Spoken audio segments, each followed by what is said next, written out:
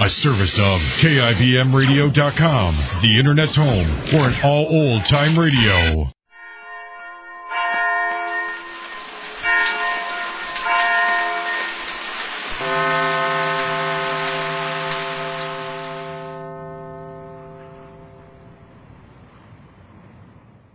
Jane is secretly taking a lesson in bridge.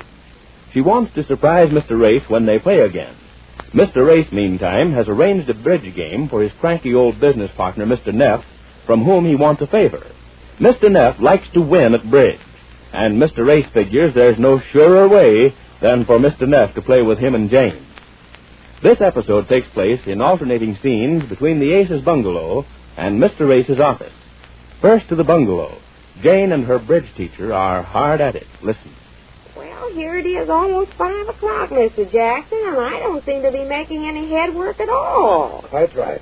No headwork. Look, Mrs. Ace, I'm doing my best, and I don't think you are. Me? Well, I'm listening to every word you say. Your ad in the paper said you could teach me to play bridge. Well, that's all I want. I want to play perfectly. I can't do the impossible. Well, this is a fine time to tell me. Why didn't you tell me you can't do the impossible? I could have gotten some other... What do you mean, impossible? I heard that remark. Mrs. Ace, I've taught bridge for some 10-odd years. Well, they must have been very odd if this is the way you teach. My dear Mrs. Ace. Please, Mr. Jackson, let's not get personal. I'm not getting personal. I'm trying to be as impersonal as I can. I'm trying to show you the fundamentals of a sound bridge game.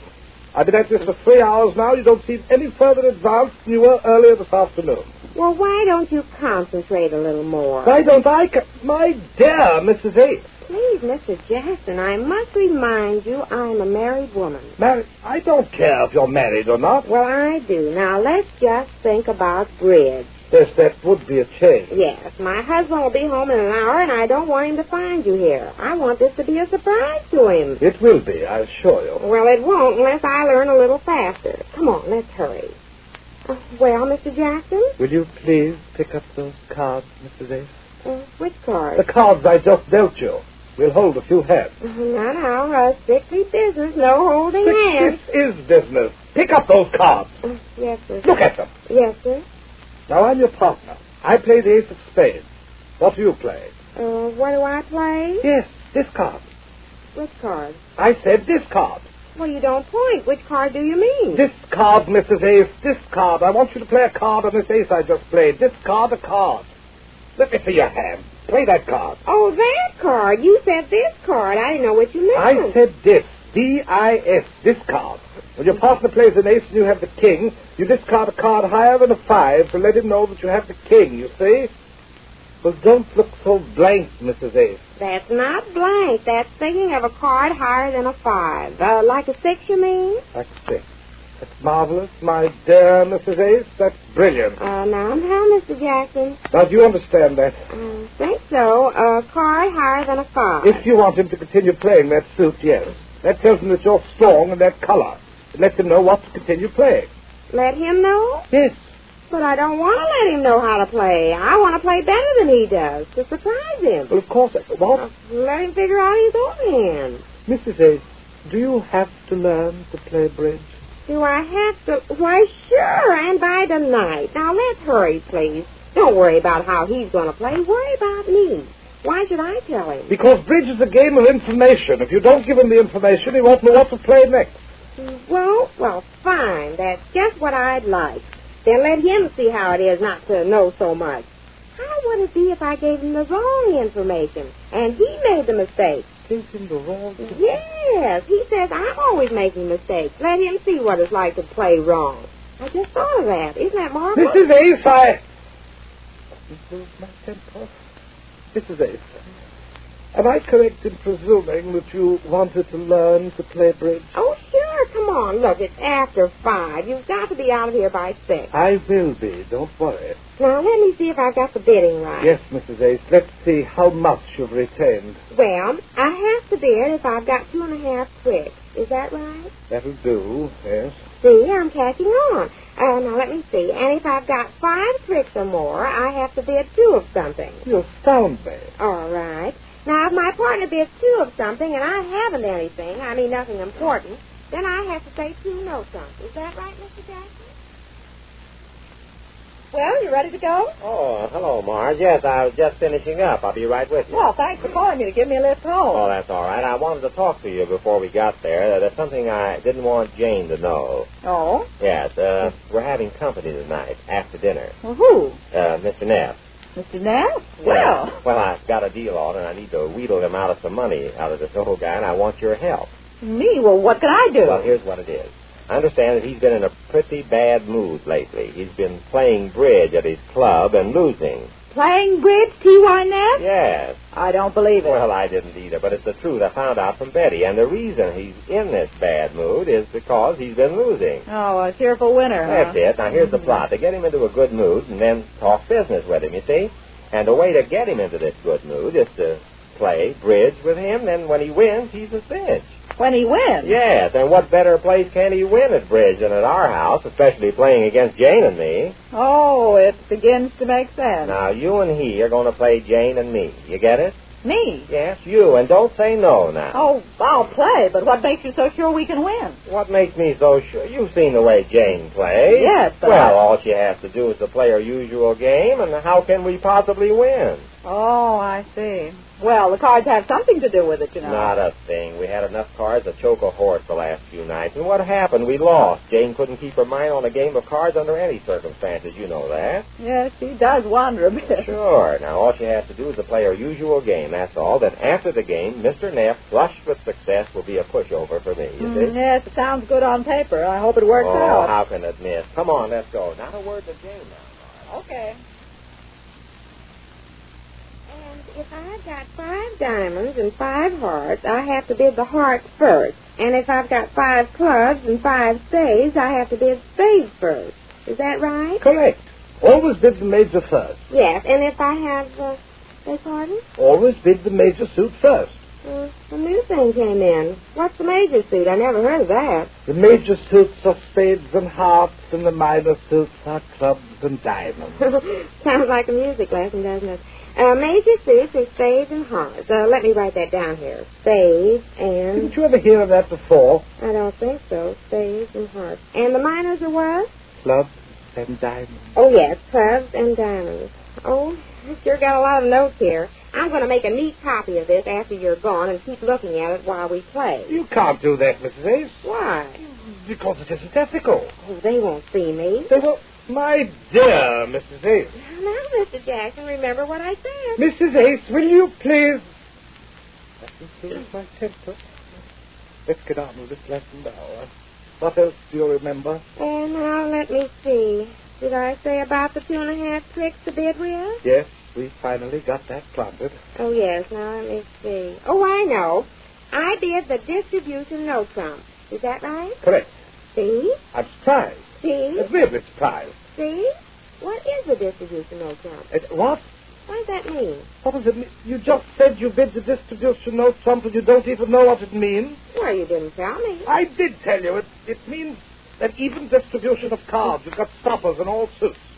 Some people play the strong no trump, 3.5 tricks or better, but you play the distribution. Oh, well, I better write that down, too. Distribution no trump means an even... That paper is so filled up with stuff, I don't see how you could possibly read it. Oh, I understand everything on it. See, here's the no trump, here's the 2.5 tricks, and here's about major minor, here's rents. Rents, what's that, I wonder? Rents? I didn't say anything like that. Oh, I remember. I just put that in. I made a note to be sure to go to the beauty shop tomorrow for a rent. I didn't go today so I could take this lesson. This has nothing to do with bridge. It's just about my head. Yes, I can see that your head has nothing to do with bridge. Yes. What else? Is that about all? I think that's about all I can do on such short notice. Would you like to play a hand just to see how it goes? All right. Do you think we'll have time? I don't want him to find you here now. I think we will. I'll just deal out 4 hands. Oh, I can hardly wait till we play tonight. Tonight especially, because I want him to be proud of me on account of the man that's coming over to play. Mr. Neff, he's my husband's partner in the real estate business. He'll not only be proud, but won't he be surprised? I hope so, Mrs. Ace. Sure a hard game, isn't it? You have to be almost smart, don't you? Almost, yes. I always thought of bridge as just playing cards. You know, if somebody puts down a spade, you put down a spade, and so and so.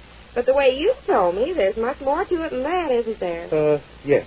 Yes, Mrs. Dace, there is. It certainly has changed since I first started to play it. When I first started, all you had to do was pick up the cards and play. That's all I ever did. There weren't any majors and minors and tricks. Oh, the things they think up. Yes. Now, suppose you'll pick up your cards, Mrs. Dace. Oh, yes, and that's another thing, 13 cards. I was always superstitious about playing with 13 cards. I thought that's why I always lost. Now, the first is... What was that again? Because you had to play with 13 cards. 13's unlucky, you know. 13... You know, Mrs. Ace, I'm getting more out of this lesson than you are. Oh, well, live and learn. Do I bid first? Yes. Go ahead. You bid. Well, now, let me see now. Well, where are my notes? Majors, minors, demand bid. Oh, here it is, demand bid. I bid 2 spades. 2 spades. Mm-hmm. May I see your hand? Oh, no, you can't do that. Let me see your hand.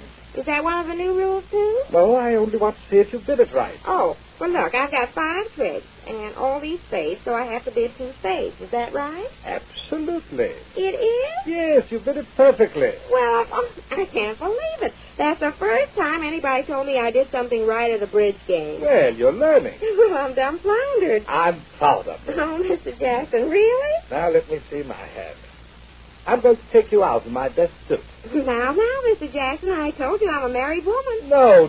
I mean that I'm a... And I bet you're married, too. Now, let's not do anything foolish. Just stick to the cards, Mr. Jackson. Well, wonders never cease. Jane seems to have caught on to the game of bridge.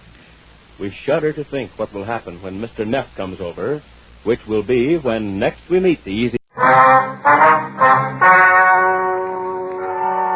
Ladies and gentlemen, the story you are about to hear is true. The names have been changed to protect the innocent. Dragnet.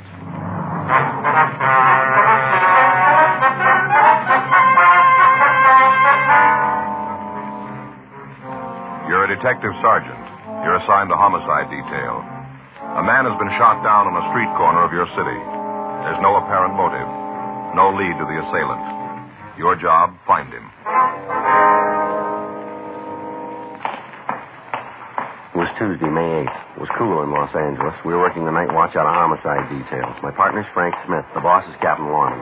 My name's Friday. I was on my way over from the office, and it was 10:13 p.m. when I got to Georgia Street Receiving Hospital. The waiting room. Hi, Frank. Joe?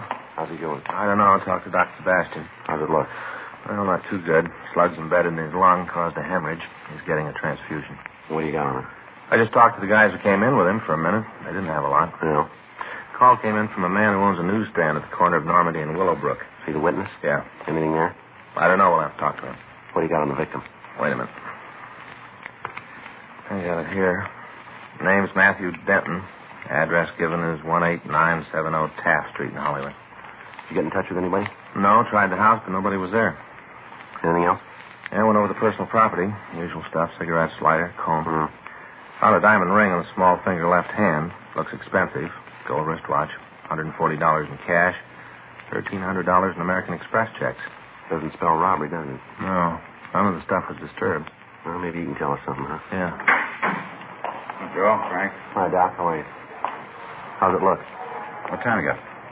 10:16. Make it 10:13. Hmm? Close enough for the report. What? Time of death.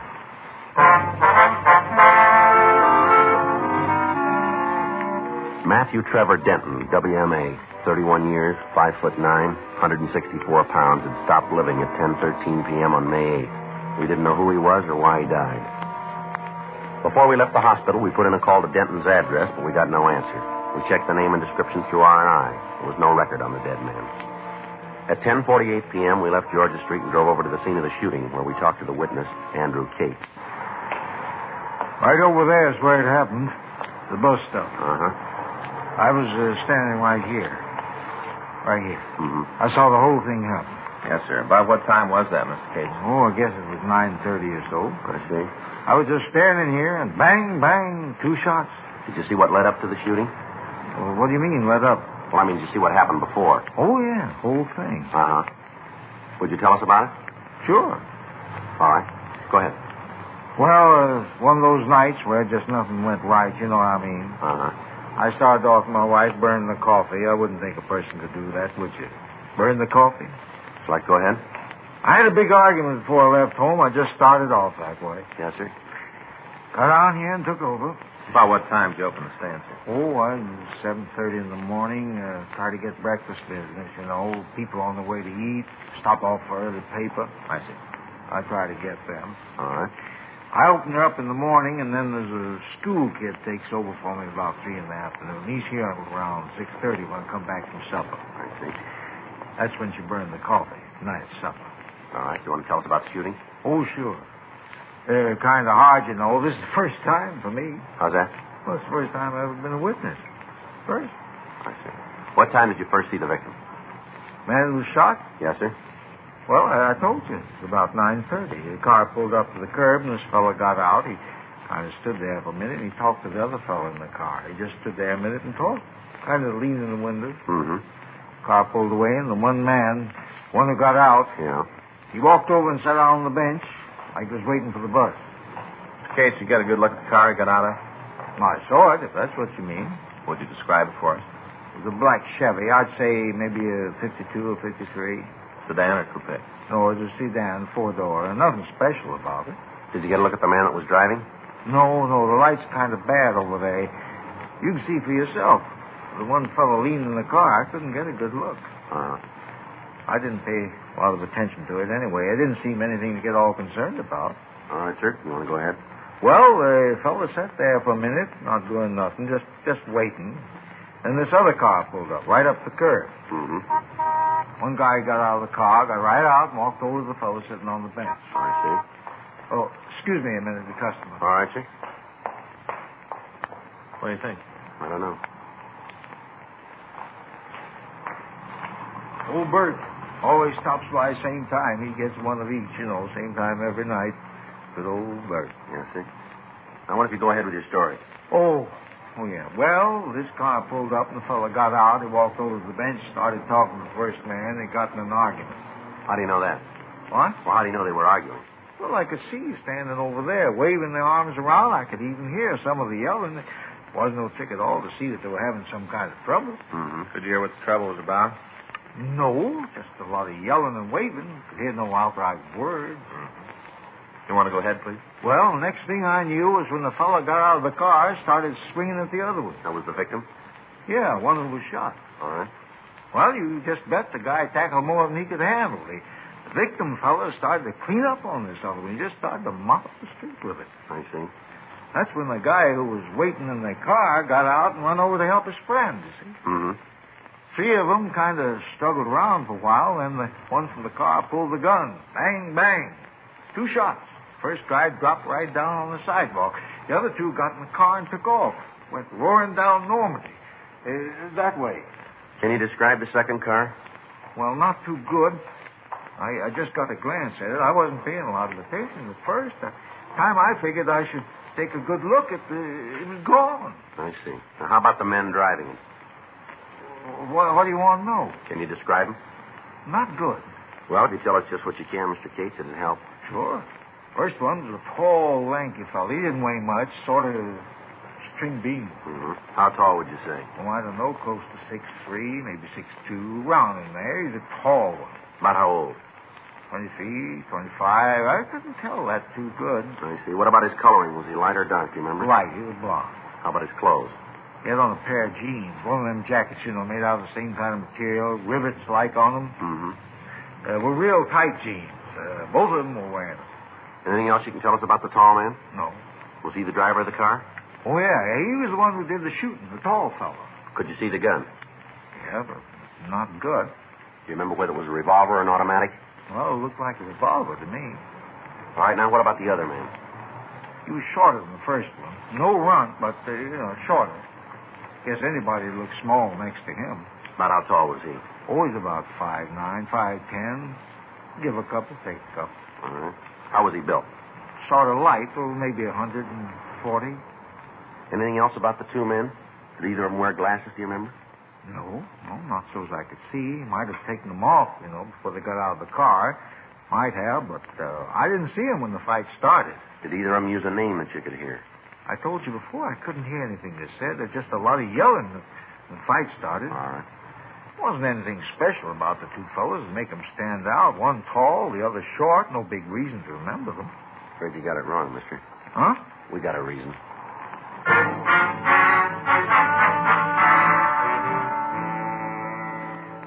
We made arrangements for Andrew Cates to come down to the office and look through the mug books. The rest of the neighborhood was checked again, but we were unable to find anyone else who'd witnessed the shooting. While we'd been talking to Cates, a team of detectives from Homicide Detail had gone out to the victim's house. They didn't find anyone at home, but when they spoke to the neighbors, they were told that Matthew Denton's wife was in a hospital. Frank and I checked with her doctor and found out that she was in the maternity ward. He recommended that we delay talking to the woman as long as possible since she was in a weakened condition. From the hospital records, we found that Denton was employed by an advertising agency. We checked with the nurses on duty and found that he'd left the hospital with another man. They gave us a description of him, but they were unable to identify him for us. We asked that they call the office in the event the man returned to the hospital. Frank and I went back to the office and checked out. The next morning, Wednesday, at 8:40 a.m., we were back in the squad room. Yes, sir. You looking for somebody? I'd like to see somebody about this story in the paper. Which one is that, sir? About the shooting last night, corner Normandy and Willowbrook. All right. What did you want to talk about? Are you the officers handling the case? Yes, sir. My name's Sterling Hall.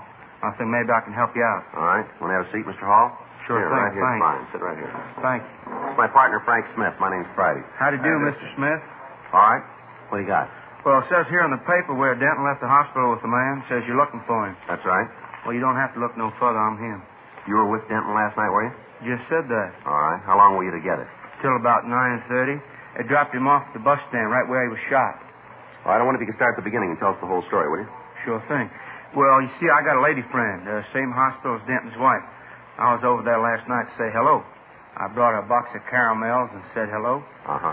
Well, I was on my way out the place, and I stopped off for a cup of coffee in that little old shop they got there. You know, where they has the gifts, books on what to name the baby and all. Yeah, I know it is. Well, I was having a cup of coffee, and this here Denton come in. He wanted to buy a little plant for his wife. They just had a baby. Wanted to send her something. I see.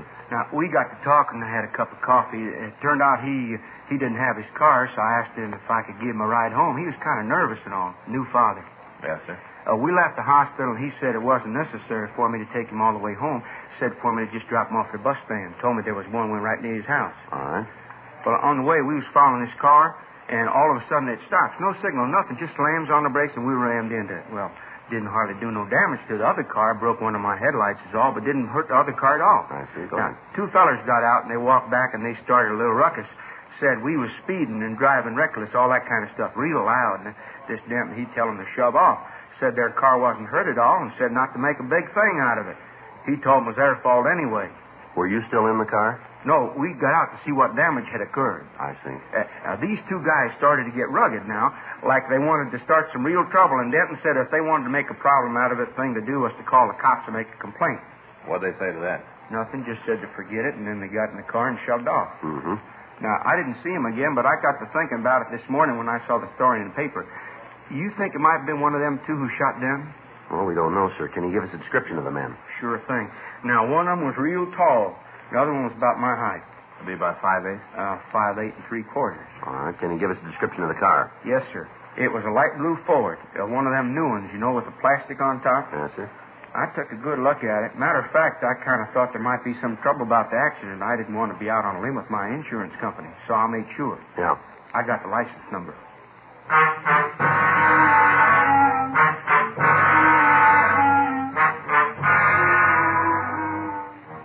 Well, I got a complete description of the two men. Frank checked DMV on the license number.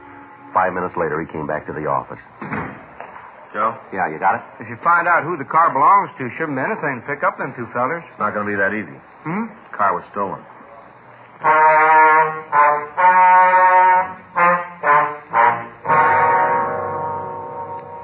Before Frank and I left the office, we made arrangements for Sterling Hall to check the mug books in the hope that he might be able to identify the suspects. At 11:20 a.m., we drove over to talk to the registered owner of the stolen car. He told us that the vehicle had been taken from a parking lot the day before and that he'd made an immediate report on it to the police. Additional broadcasts were gotten out on the automobile and on the suspects. That afternoon, we drove over and talked to the victim's wife. She told us that the money and the express checks Denton had been carrying were for the payment of the hospital and the doctor bills. We questioned her about her husband's friends and associates. Although we had the story given us by Sterling Hall, it seemed unlikely that the man was killed as the result of an argument over a minor traffic accident. We spent the rest of the day interviewing people who knew the victim. From them, we learned that Denton was well-liked and was respected. He took an active interest in neighborhood clubs and events. The more we went into his background, the more convinced we became that he'd been killed by the men in the stolen Ford. 2 days passed.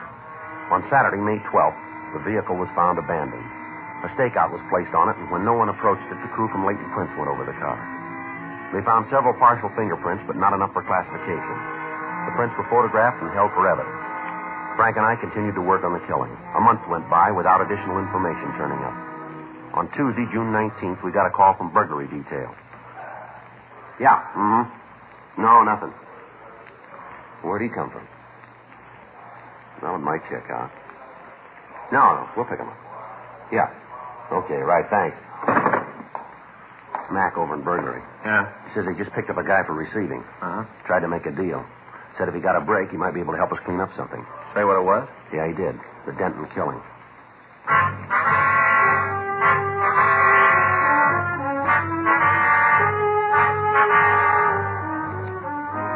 We left the office and we went over to room 45. We talked with the officers who'd picked up the suspect. They told us that they'd found a large quantity of stolen automobile supplies in his possession. We took him to the interrogation room for questioning. For almost an hour, he remained silent. How about it, Keneally? Gonna give us a hand? Keneally? All right, come on, stand up. Let's go. Giving up, huh?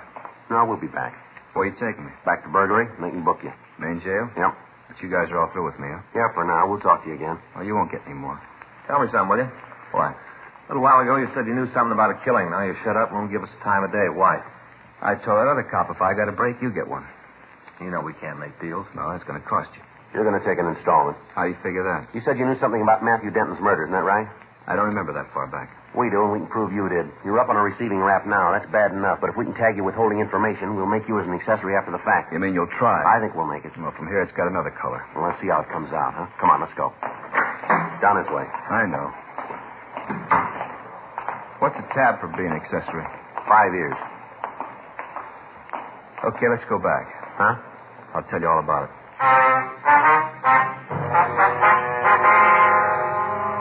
We returned Harold Keneally to the interrogation room. We put out a call to Gene Bechtel to come and take a statement. Keneally asked that we send out for some coffee for him. Frank went down the hall and brought back 3 cups.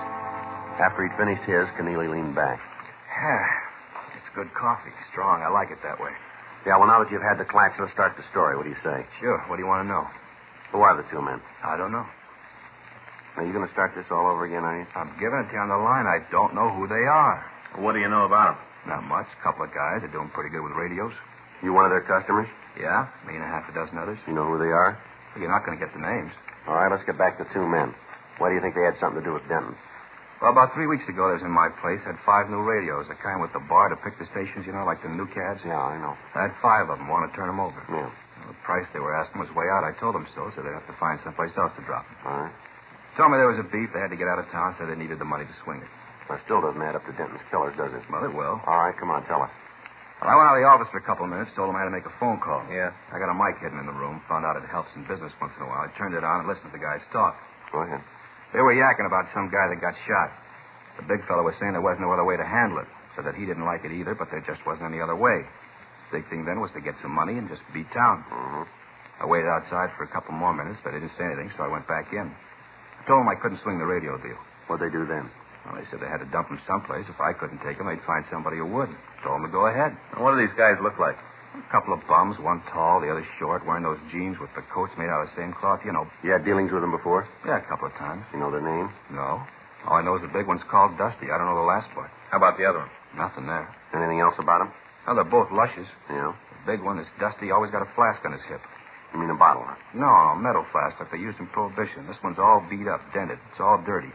But I never seen Dusty without it. Both of them all the time nipping at it. All right. You know where these guys live? No, someplace downtown. They got a pad there. I don't know where it is, though. How do you know it's downtown, then? Well, I don't know for sure. It's just a guess. Did you ever hear either one of them say anything about a job? Not those 2. They never done a day's work in their lives. The only thing they're good at is lifting radios. They wouldn't work steady if stealing was legal. Is that all they take, radios? All I've ever seen. Guess they got a gimmick. Figure they can make a living with them. Why change? Mm-hmm. I guess they do pretty good. I don't know. I paid them enough times. All right, anything else you can tell us? No. They work with anybody else, do you know? Not that I've ever heard.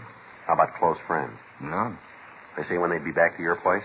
No, they don't have a regular route. When they pick up some things, they come in. If they got nothing to sell, I don't see them. When'd you see them last? The time I told you about. They still around? Well, I don't know. Rumble says they are. I haven't seen them myself. You know where we can reach them? No, you don't make an appointment with them. You know if these guys have ever been arrested?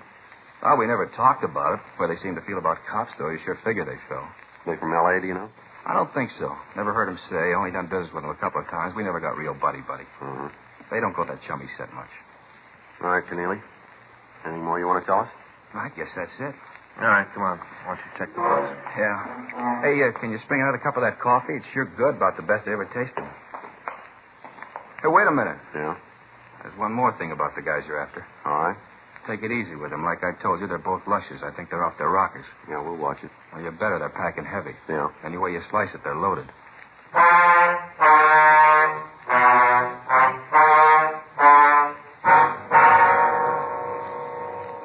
Harold Keneally went through the mug books, but he was unable to find a picture of the two suspects. The name Dusty was checked to the moniker file without result.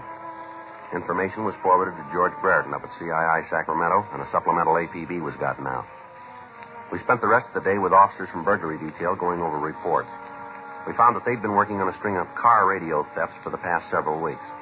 When we compared notes with them, it seemed more than possible that their two suspects were the same men we wanted for the killing of Matthew Denton. However, they were no closer to the men than we were. From the reports, we were able to figure that the pair was still in Los Angeles. That evening, we met with Captain Lorman, Captain Bernard, and Chief Detective Thad Brown. We worked out a system of rolling stakeouts that would cover most of the territory where the thieves had been working. 3 additional teams of men from burglary were assigned to help us, and on Wednesday, June 20th, the operation was started. For 3 days, there was no action. Thefts from autos continued, but when they were checked out, the method of operation used eliminated any suspects that we were looking for. On Sunday, June 24th, we got a call that a man answering the descriptions of one of the thieves had been seen in the vicinity of Beverly Boulevard and Elmwood Avenue. Frank and I left our position in the stakeout, and we drove out to the area. Should be a couple of more blocks. Yeah, we just passed Ridgewood Place. You better take it easy. Next block, we can start cruising. Yeah. See anything? No. Want to take a left here? All right. Doesn't look like it. Let's go up a couple more blocks. All right. Sure be a break if we nail them tonight. Yeah. A little rough on the study time. How's it going? Oh, I don't know, Joe. Times I don't think I'm ever going to make sergeant. What are you doing now? You mean studying? Yeah. Legal procedure. Well, you should know that.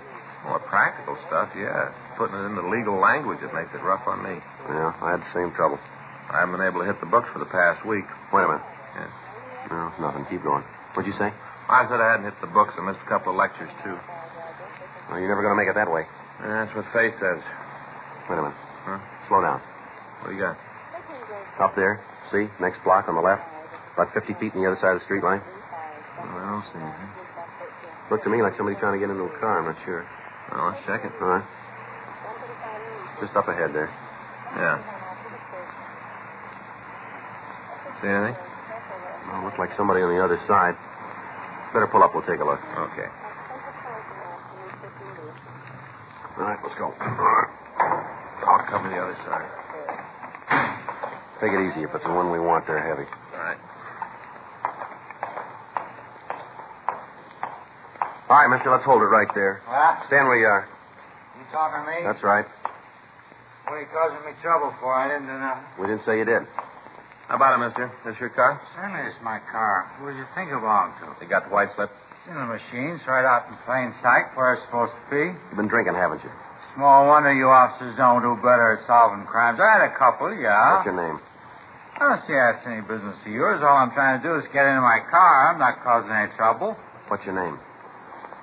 It's Kyle, Peter Kyle. You got the keys to this car? Matter of fact, I haven't. That's why I'm having so much trouble getting in. If I had the keys, I could just flip the door open and drive off. Frank? Yeah. Here, what are you doing? Just want to see what you're carrying. Watch it, Joe. All right, mister. Come on. Get up. What? I'm doing like you say I'm doing. Try it again, Frank. Yeah. Come on. Get your hands back. He's clean, Joe. All right. Turn around. I didn't mean to do it. I didn't mean to shoot. Yeah, sure. Honest, you gotta believe me. I didn't mean it. Come on down here under the light. All right, now stand still. Yeah, matches the description pretty good. Where's your partner? I didn't mean to do it. It was an accident. I just hit the guy. I just got in a fight with him. Dusty did the shooting. He did it. I didn't. I just got in a fight. All right, now calm down. Where is he? I knew you'd catch us. I knew it all the time. I kept telling Dusty we had to get out of town. We got to go. I kept telling him. All the time I was telling him. Well, where is he? Home. Where's that? He's the one who did it. I just got in a fight. Dusty's the one who shot, not me. Where do you live, mister? Down on 4th. That's where old Dusty is. Old, safe Dusty. He said we didn't have to leave. He said you'd never catch us. All right, let's go. Old Dusty is always right. Always knows what he's doing all the time. Never makes a mistake. Not old Dusty. Yeah, well, he made one this time, didn't he?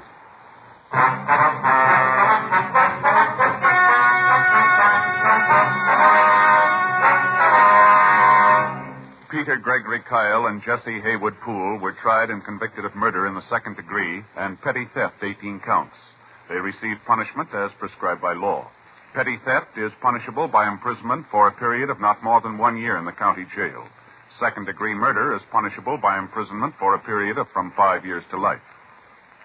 Dragnet is a presentation of the United States Armed Forces Radio Service.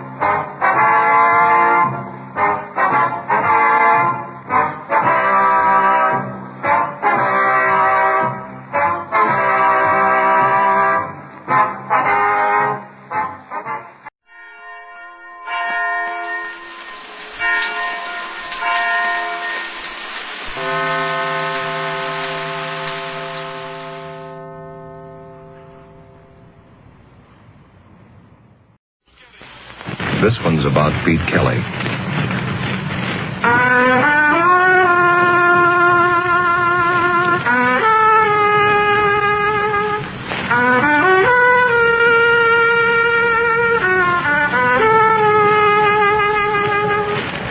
about the world he goes around in. It's about the big music, and the big trouble, and the big 20s. So when they ask you, tell them this one's about the blues. Pete Kelly's Blues.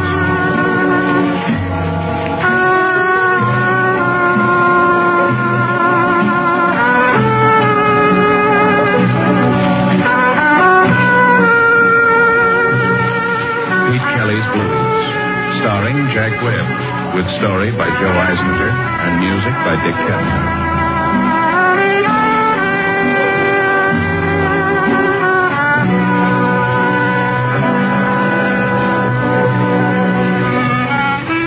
My name's Pete Kelly. I play cornet. You'll find us at 417 Cherry Street, Kansas City. It's a standard speakeasy. Before Prohibition, the building housed the cleaning and dyeing plant. It hasn't changed much. The vats came in handy. It's still tough to get a clear gin, but a lady likes the idea of a drink to match the color of her dress. The lease is owned by George Lupo. He's a fat, friendly little guy who wouldn't harm a fly. There's no money in harming flies. We start every night about 10 and play till the customers get that first frightening look at each other in the early light. Lupo's working on a scheme to push the dawn back for at least 1 more hour. I don't think he'll make it, but I wouldn't want to risk a buck against him. Well, last night everything was routine until I saw her again. We were just winding up the third set when she came in, flanked with the same deadpan gunsel. She sat alone at the same table, ordered the same drinks, smoked the same Egyptian deities, gave me that same loving look. The gunsel, as usual, nibbled at his drink at the bar and his eye playing watchdog for the girl. This was the 5th night. 4 nights running. Same girl, same gunsel, same routine. Sit for 5 solid hours, drink, smoke, and work me over with her eyes, reach down deep for a sigh, and leave with deadpan right behind her. Well, I didn't like it. I was beginning to taste salt on my tongue. We went into a finish, and the girl looked once at the gunsel. He nodded, left the bar, and started to the stand.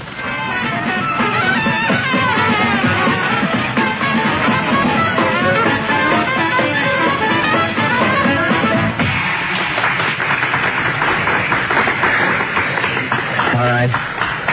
Nick, can you push it a little? It helps when we can hear the beat. All right, don't audition for me. Just do it, huh? Hey. Yeah, Red. That babe's here again. I know. All right, what do we got up next? Working up a head of steam, Petey. Well, she's beginning to make me feel like a wayside shrine. You. Who? You. Me? Yeah. Oh, you got a request? A number you'd like? No, I got no request, but the lady, she's got a request.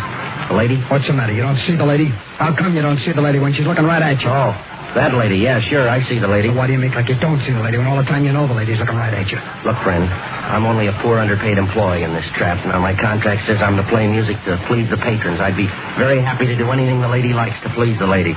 So, all right. So what does she want me to do? Well, she wants you to have a drink with her. Sure, that'd be an honor. But I'm afraid that Mr. Lupo, he's my boss, you know. George Lupo, the proprietor, he doesn't like his employees to mingle. I will talk to Lupo. He'll like it.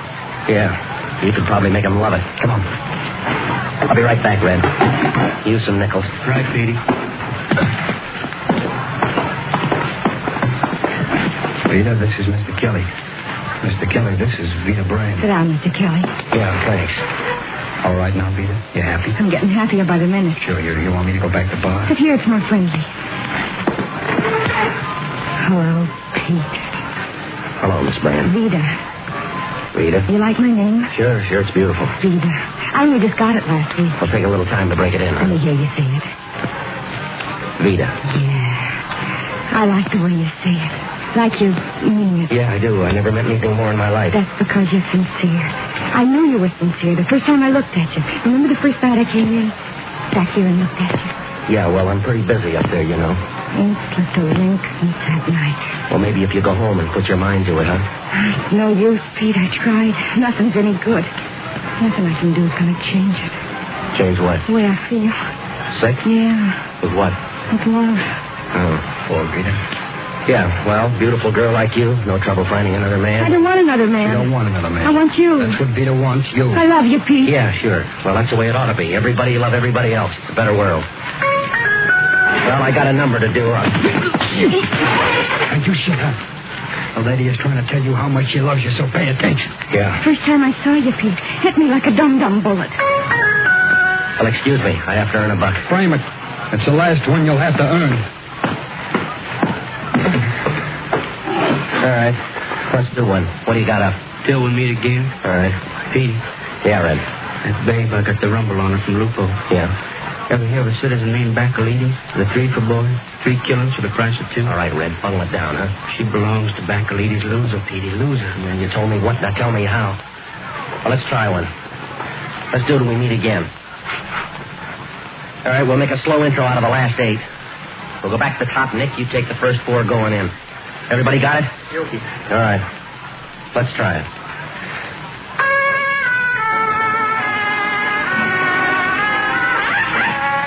Come on, let's all play it, huh? All right, once more.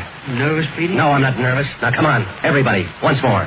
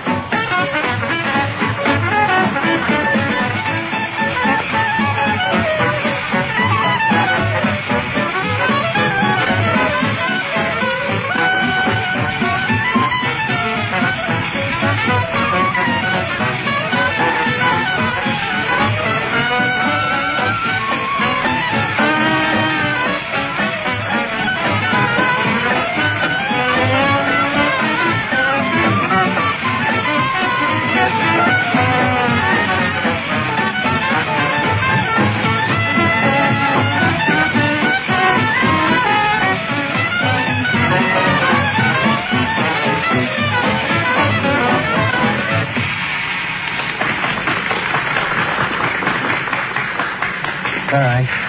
No break. Pete, Gunsel's heading this way again. Yeah, I know. What do we got up next? Blue, sweet little you and his addiction once All right. Now, look, friend, I got a job to do. Let's go. Where? Now, you listen, Buster. This ain't a lollipop poking you in the gut. I could drop you and be out of here before you hit the floor. Yeah, let's go.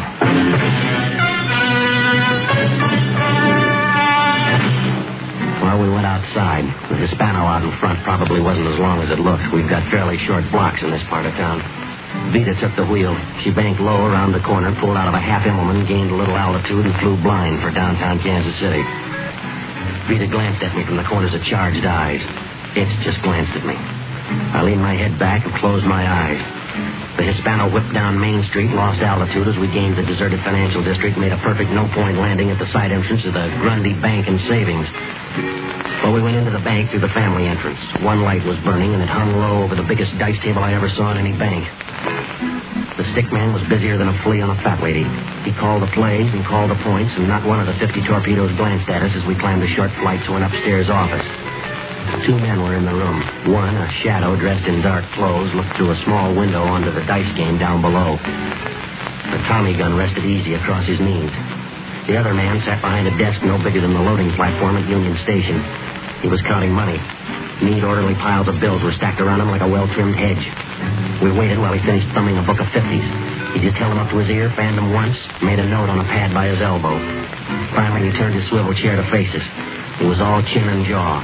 He leaned back, made a church steeple with his fingers, drew me a credit manager's smile, and rocked his chair gently to and fro. Well, come in, Mr. Kelly. Sit down. You're among friends. Yeah, thanks. Pete, permit me to introduce you to this here gentleman here who's very fond of you. Sure, everybody loves me tonight. Oh, he doesn't love you. Only I love you. He's merely very fond of you. I am Baccalidis. Yeah. He's confused. Ain't he cute? Ain't he cute when he's confused? What confusion? How much time do you have? I'm at your disposal. Oh, look, it runs something like this, Mr. Baccalidis. I play cornet, see? At 417, I mind my own business. I try not to poke a thumb in anybody's eye. Well, I noticed this young lady here sitting out front, and tonight she asked me to have a drink with her. Well, naturally, I'm flattered. Yes, I know all this, but what is your confusion? Well, it seems that this young lady here has some kind of an idea that she sort of likes me and... Loves you, Mr. Kelly. Yeah, well, loves me, like you say. Well, I don't figure myself for no Rudolph Valentino, so I get an idea that it's a rib, you know, and especially since I know how both of you... Not both. One. Me, I love Veda very much. Oh, darling, you're sweet. Yeah, that's right, for a fact. And when Veda thinks it over, I'm sure she'll There's nothing more to think over, Mr. Kelly. Veda has stopped loving me, all right, I face it. It makes me very unhappy, but I face it. Now she loves you. She wants you. I know how unhappy this can make her. I do not like for Veda to be unhappy, so Veda and me, we talk it over. We decide you will marry Veda. Thank you, darling. You're sweet. There's nothing, Veda. You know how I will do anything to make you happy, anything. All right, now how about doing something to make me a little happy, huh? But I give you Veda. Yeah, well, I pass. You refuse? Oh, Pete, you don't mean that. You have made Veda cry. I do not like to see Veda cry. Tell her you do not mean that. Goodbye, friend. I got a number to do at 417, and it ain't Here Comes the Bride. Yeah. Pick him up. On your feet. You will ask Veda to be your wife. What's the next best offer? Don't hurt him. I won't. All right, Itch. I think Mr. Kelly wants to say something. Yeah. Kelly. Huh? Who am I? Huh? You hear me? Yeah, I hear you. Whiskey. Put him in that chair. Oh, boy. Hold his head back. All right, he's fine now. Yeah. All I need is a few kind words. I will give them to you. Just repeat after me. Veda, I love you. Veda, I love you. Veda, I love you. Oh, Pete. Will you marry me? Will you marry me? Oh, darling, of course I will. Congratulations. We drink to it. To the happy bride and groom. Long life. Long life. Long life. Yeah. Now, here's how. Tomorrow afternoon, you and Veda will marry in City Hall. Itch will be best man. Then you go on a nice long honeymoon, drive to Canada in my Hispano, which I give Veda for a wedding present. Look, I got a job here in town, 417 Cherry. Go back to that crib. Tell the boss you quit. Tear up your cornet. I'm loaded, Pete. Loaded. All right. Here's a pound of 50s. Tomorrow morning, you buy some clean clothes, top to bottom, inside and out. You will meet Veda at City Hall, 2 o'clock. Here's the key to the Hispano. Take it. Now kiss Veda good night. Yeah. Good night, Angel. I'll be the happiest bride in the world. Sure. And you'll be the happiest bridegroom. Yeah, or the saddest stiff.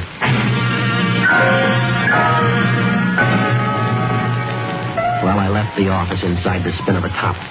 The Hispano stood by the curb, sleek and calm, just like nothing had happened. Nothing at all. Now I pointed for the 12th Street Bridge, made the other side of the river, and set a course down Boulder Road for Fat Annie's place. Oh, I tried to imagine life with Veda Brandt. And then I thought of 6 painless ways of committing suicide. I began to feel better. Fat Annie's place was doing a fair business for the lull hours. Maggie Jackson was standing back by the piano. I groped my way to the bar, ordered a bromo and ammonia, and listened.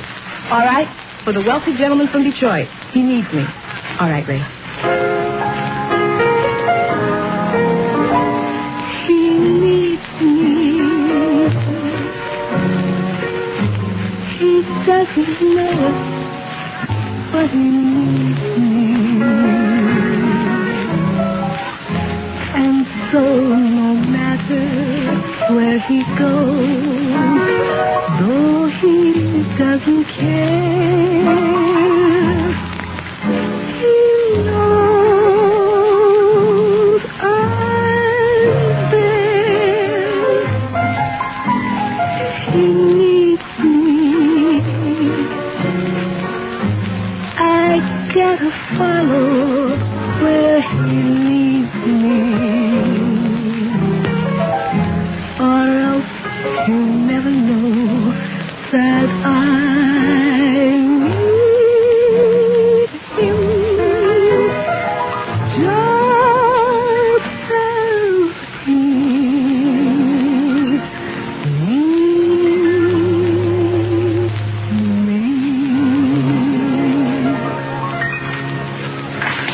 Thank you. Thank you. Congratulate me, Maggie. Congratulations. What for? Let's get back here. I want you to be the first to know. In here. Pete, who looked you over? You ever hear of a nail named Veda Brandt? Veda? Why, she don't weigh hardly enough to beat the white of an egg. What do you know about her, Maggie? Nothing much for sure. Only she's Bacalides' package, and that makes her a package nobody tampers with. Nobody. Yeah, nobody but me. Not if you love life, you don't. I got her. Who says? Bacalides says. Petey, you all right? Till tomorrow at 2 o'clock, yeah. What's then? When's the wedding? Who? Mine and Veda Brandt. Petey, you've gone simple for sure. You know what Bacalides will do to you? Look, Maggie, I just left Bacalides and Veda. He keeps you with her? Look, that way I'm healthy. If he catches me without her, I'm dead in my socks. Petey, you're taking those risks too fast. Slow it down a little. Bacalides, he's just crazy about that woman. Remember Albino Artie? He once looked at Veda like Bacalides didn't buy. That was 6 or 7 weeks ago. You seen Albino Artie for the past 6 or 7 weeks? No, nobody has. Well, hear this. Bacalides orders me to marry Veda at 2 o'clock tomorrow afternoon. Now, square it for me. Why? And Veda, what did she say about this? Only that she loves me. She said right to Bacalides? Right to his platinum teeth. I'm getting that feeling, Petey, like my grandmother used to get. What's it tell you? That Veda's preparing herself to be a bride and a widow both in the same day. Yeah. Well, I better move. You do that, Pete. Fast and far. So long, Maggie. I will. And if I were you, I wouldn't stop moving till I heard him speaking foreign languages.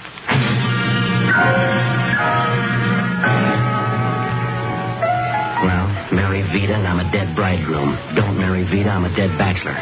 Well, I decided to try to be a live fugitive. I raced the Hispano back across the river, pulled up sharp in front of 417 Cherry. The brakes never made a sound. Lupo was pounding the cash register with both fists. He threw the usual glare at me as I pushed through to the bandstand.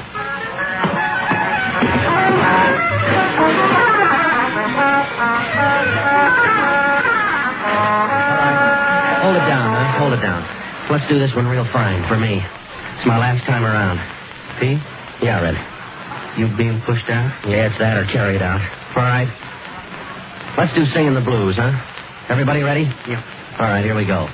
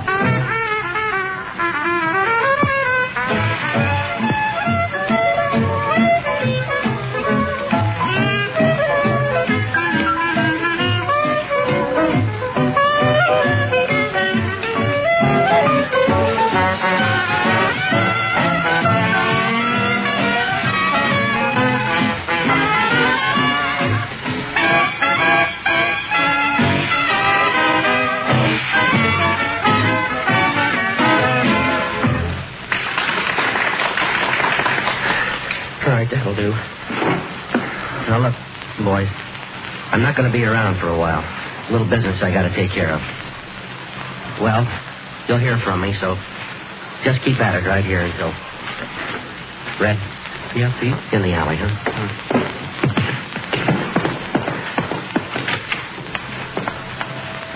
Look, Red, I'm in a jam. What can I do to help you? Thanks, but nothing. I got to keep moving. Maybe cool off in a couple of weeks, maybe not. Meantime, try to keep the boys together, huh? Sure. Well. So long, Red. Take care of yourself, huh? Need a couple of bucks, Erskine? Anything? No, I'm fine. I'll see you.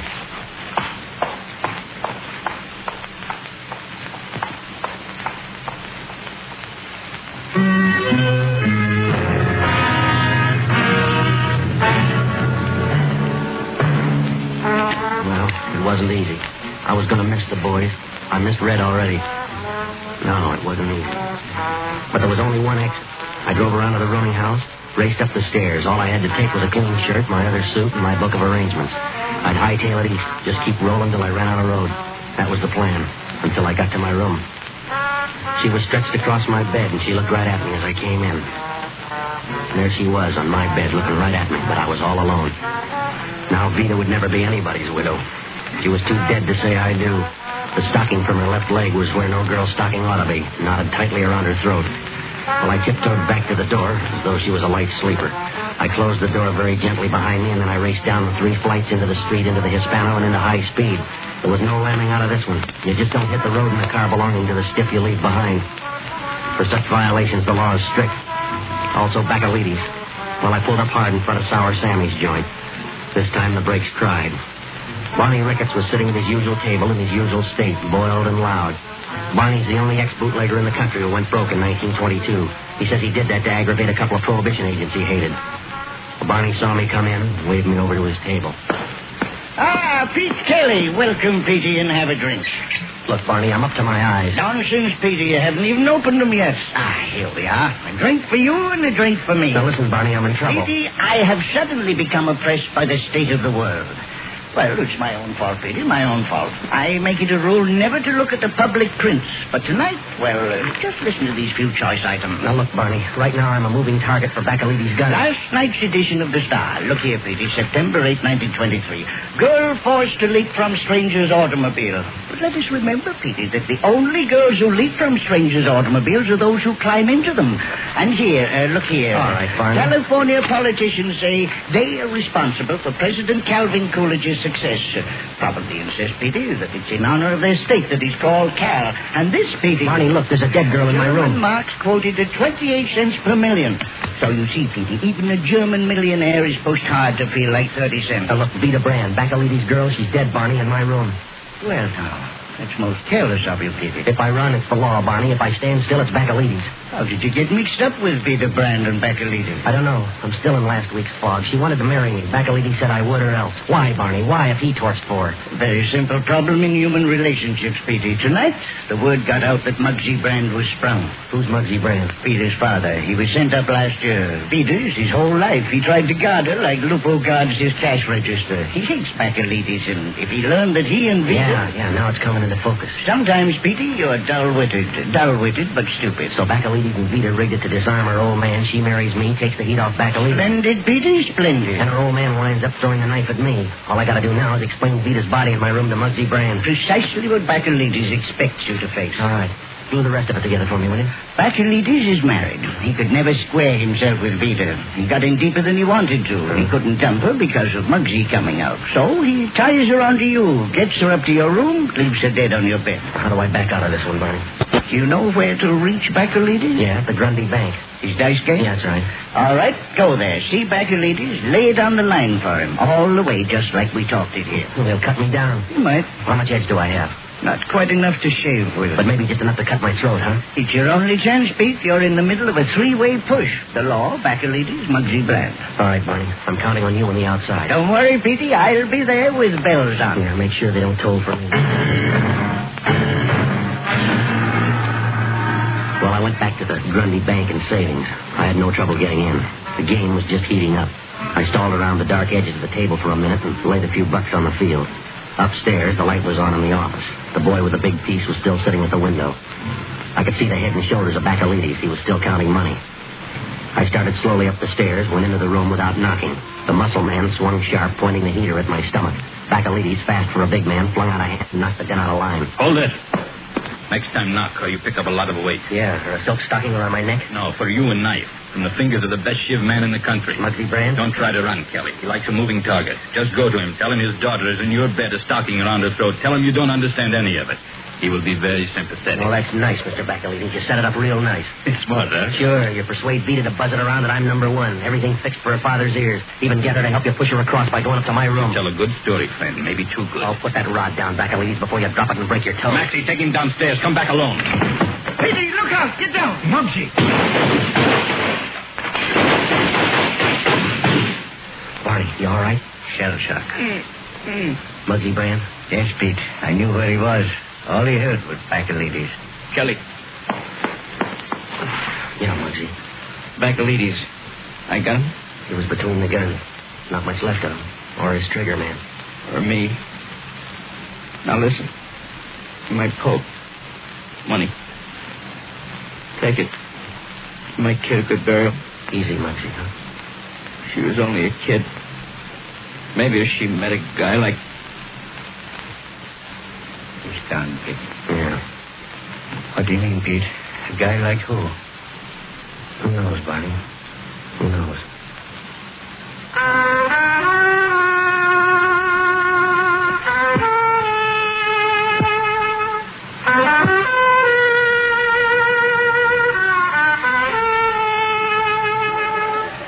Pete Kelly's Blues, starring Jack Webb, with story by Joe Eisinger and music by Dick Cathcart. Scoring by Matty Matlock.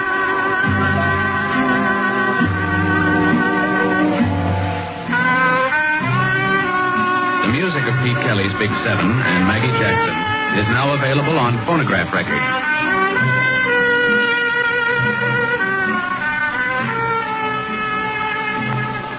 The proceeding was transcribed.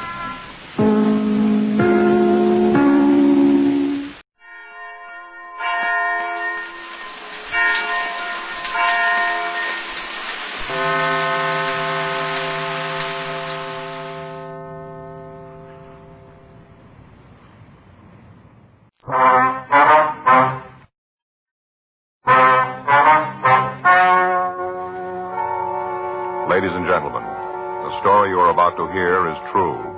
The names have been changed to protect the innocent. Dragnet.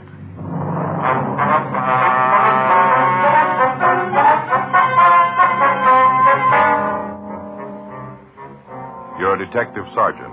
You're assigned to juvenile detail. A narcotic ring has been supplying drugs to the teenagers in your city. There's no lead to the identity of the key people in the operation. Your job, find them.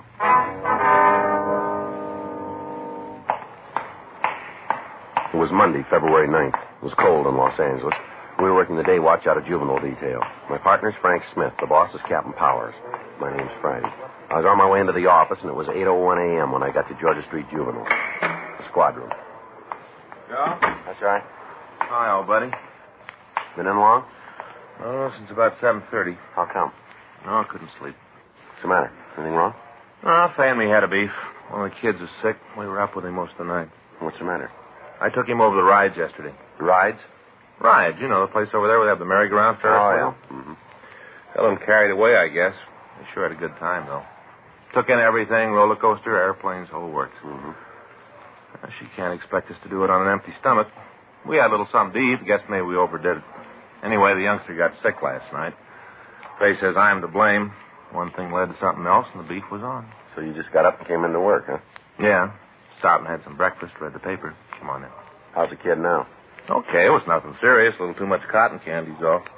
Faye's got a tendency to make too much of those things, but, you know, she always does. Yeah. Something we can do for you, young fella?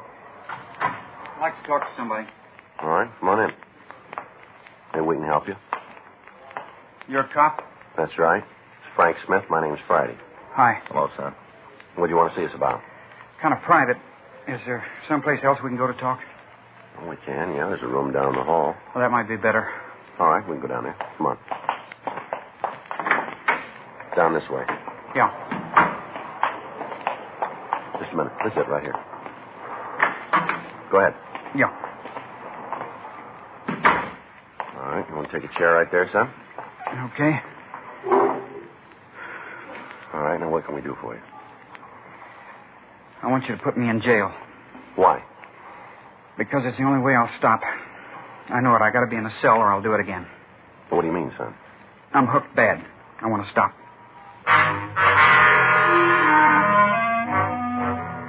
He was a nice-looking boy, well-dressed and clean.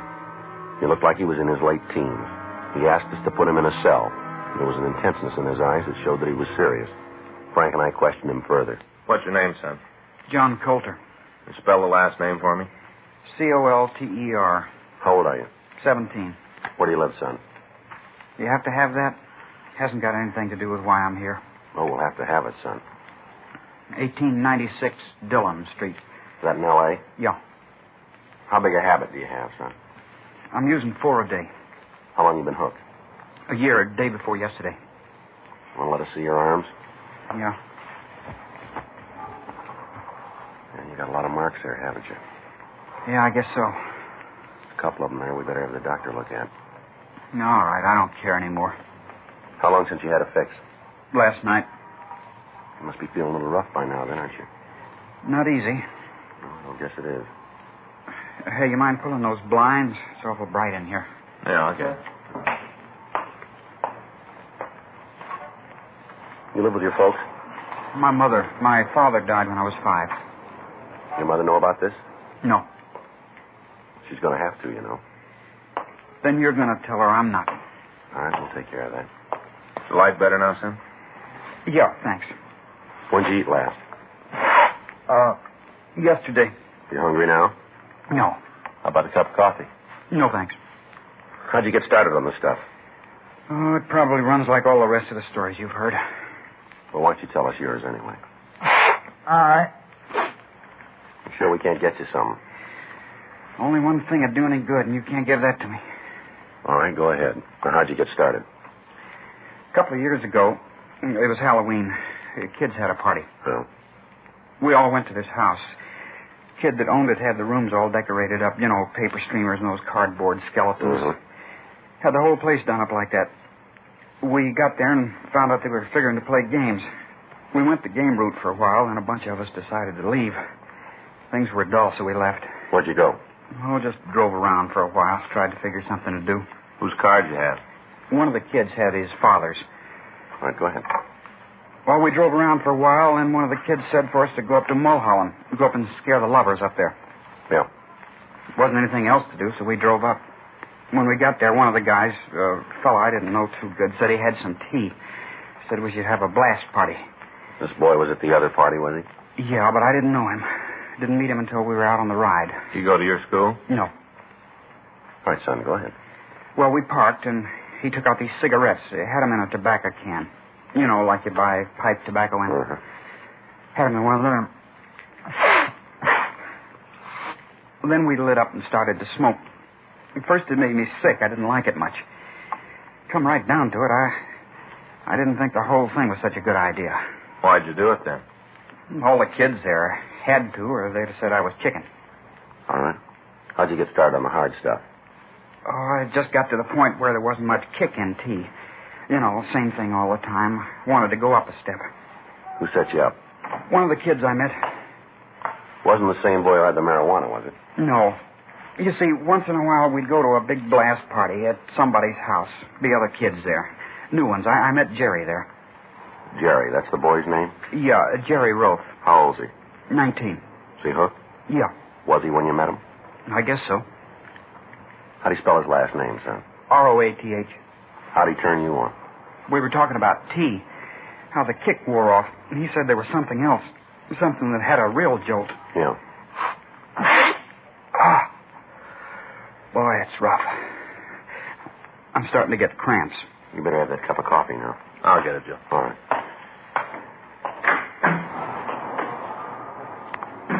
Feel pretty rough, don't you, son? Yeah. It's a good thing I'm here. I'd start looking for a connection. Did you take your first shot of heroin the night you met this Roth kid? Yeah. We went outside to his car. He had a fit there, and he cooked up a fix. He took one, then I tried it. What happened? Never got so sick in my life. Thought I was going to die. Figure what's happened since then might have been a good thing. How you been supporting your habit? Only a couple of ways. You steal or you start pushing yourself. Which way do you go? Both. What'd you steal? Anything I could sell. Never took anything from anybody else, though, all from my own house. Most of the stuff was given to me. Rings, my watch, whatever I could raise a buck on. What'd you get rid of it? Around the school. Couldn't go near a pawn shop, but the kids didn't care as long as they got a bargain. Sold my old man's watch for $3. 17 jewels, solid gold, $3. What were you pushing? T, H, anything. I'd buy the H and then cut it myself.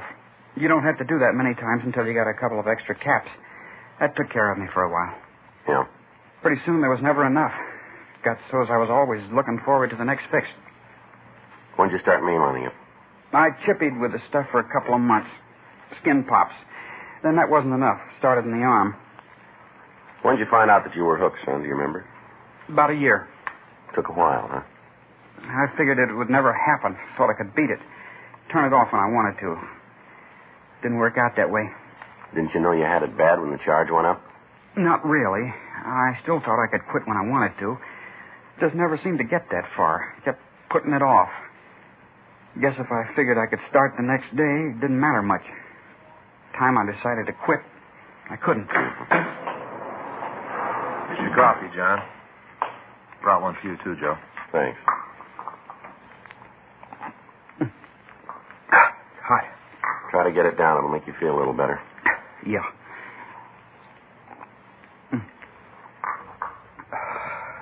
Cramp's getting worse.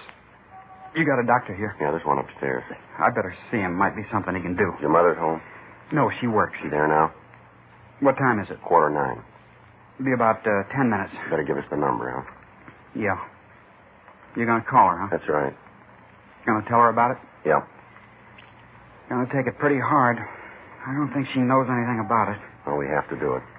I guess so. Tell her how there's a cure, though, huh? She's going to be pretty scared. How do you mean? She read where only 2% come out of it. Well, there's less than that who want to be helped. There's a lot less. Yeah? Maybe you got a piece of that 2%.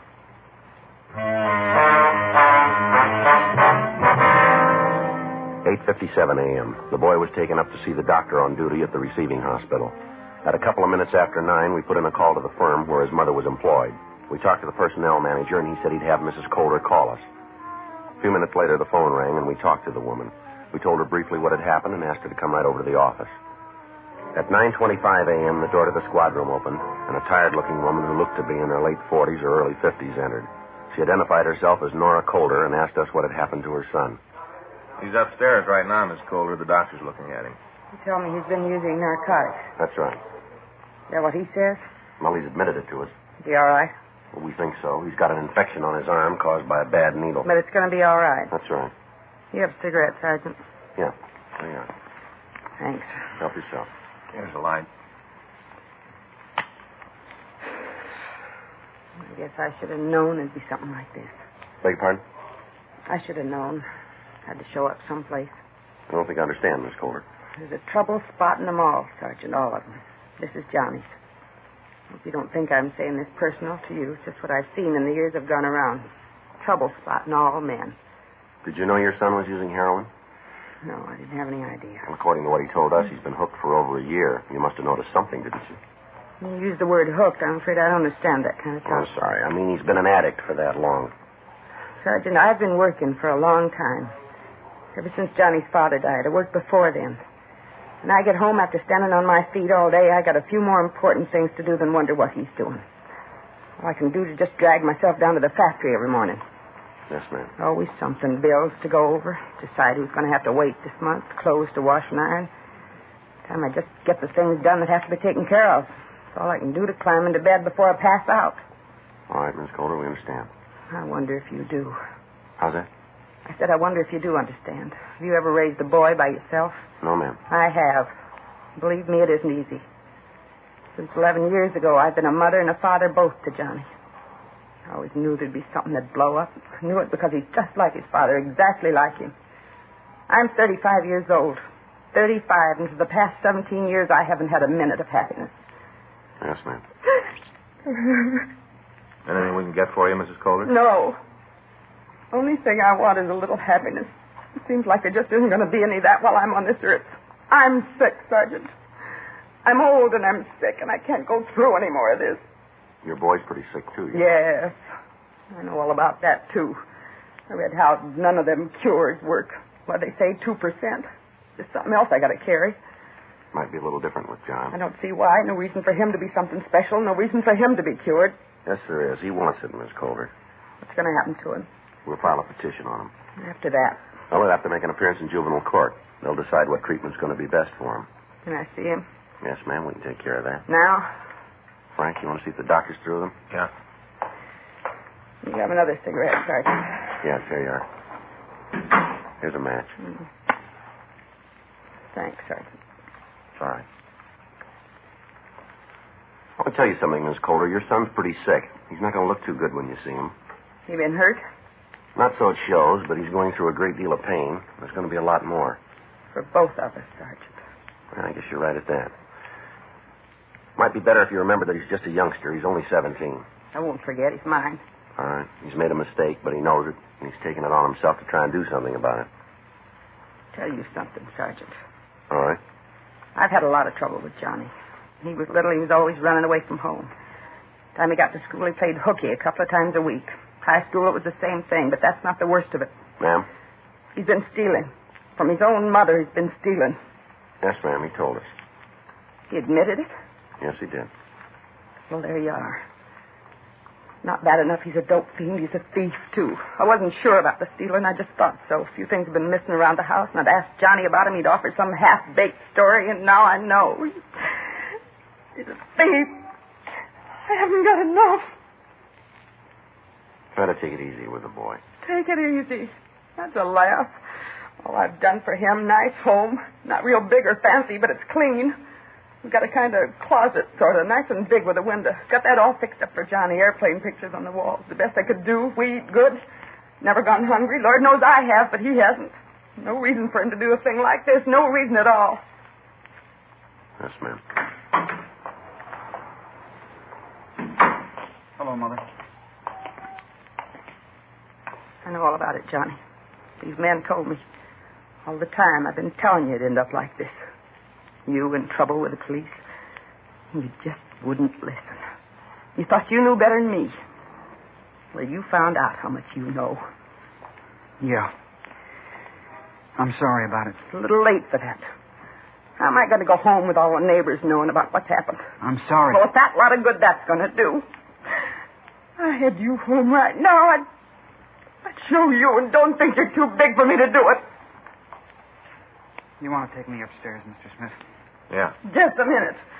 I got some more things to say to you. Don't you go walking out on me like that. I don't feel so good. I'd like to be by myself. I'll talk to you later. You talk to me now. I got a lot of things I want to tell you, all the trouble you've caused. I'm sorry. Please, Mr. Smith, it's tough enough. All right, let's go then. You bring him back here. You bring him back. Well, that's it. Now they're both gone. Now there isn't anybody. Anything we can get for you, Miss Calder? Yeah. Get me a reason why this had to happen. Give me one. Do you know one? Well, I can't be sure. What do you mean by that? Just like you said before. What? He's your son. We made arrangements for Mrs. Calder to be taken to her home. That night, John Calder was kept at Georgia Street Jail. The next morning, we filed a petition on him. We had one of the doctors at the county hospital talk to Mrs. Calder, and he finally convinced her that her son would get proper treatment at one of the state hospitals, and she signed the necessary papers. For the next 3 days, the boy had it pretty rough. If the novice drug user had the opportunity to witness a patient going through withdrawal pains, the majority of drug traffic would be brought to a halt. Because of the sincerity of the Calder boy, Frank and I spent as much time as we could spare with him while he was going through the symptoms. He complained of violent headaches and stomach cramps, the usual things. He was unable to keep any food down. His eyes watered constantly, and for 72 hours he was in a state of constant violent pain. On the 4th day, he began to recover. He was able to take some warm beef broth and apparently was on his way to being physically well. On Saturday, February 15th, we talked to him at the hospital. Rough go. Yeah. You got the worst of it behind you now. Best thing I've heard for a week. Don't think I could go through any more of it. Well, you got it made now, John. From here on in, you'll get all the help we can give you. Well, you guys have done a lot already. A couple of times there, I think I would have gone off my rocker if I hadn't been able to talk to you. Well, that's what we're here for. Hey, either one of you got any gum? Yeah, sure. Here's some. Jumpy. I gotta do something to calm down. You seen my mother? She called us yesterday, yeah. How's she getting along? A lot better. One of the doctors here at the hospital talked to her. Said she wants to see you. What's that going to prove? Be the same thing. Her telling me how tired she is, how I'm a goofball. I don't think so this time. It hasn't been easy for her either, you know. Maybe not. I don't know. Well, why don't you give her a chance to make it up? She wants to. Yeah. I guess there isn't much more I can do. All right, now, there are a couple of things we want to ask you. What? We want the men who kept you supplied. Names? That's right. You figure I'll tell you? Don't you figure you will?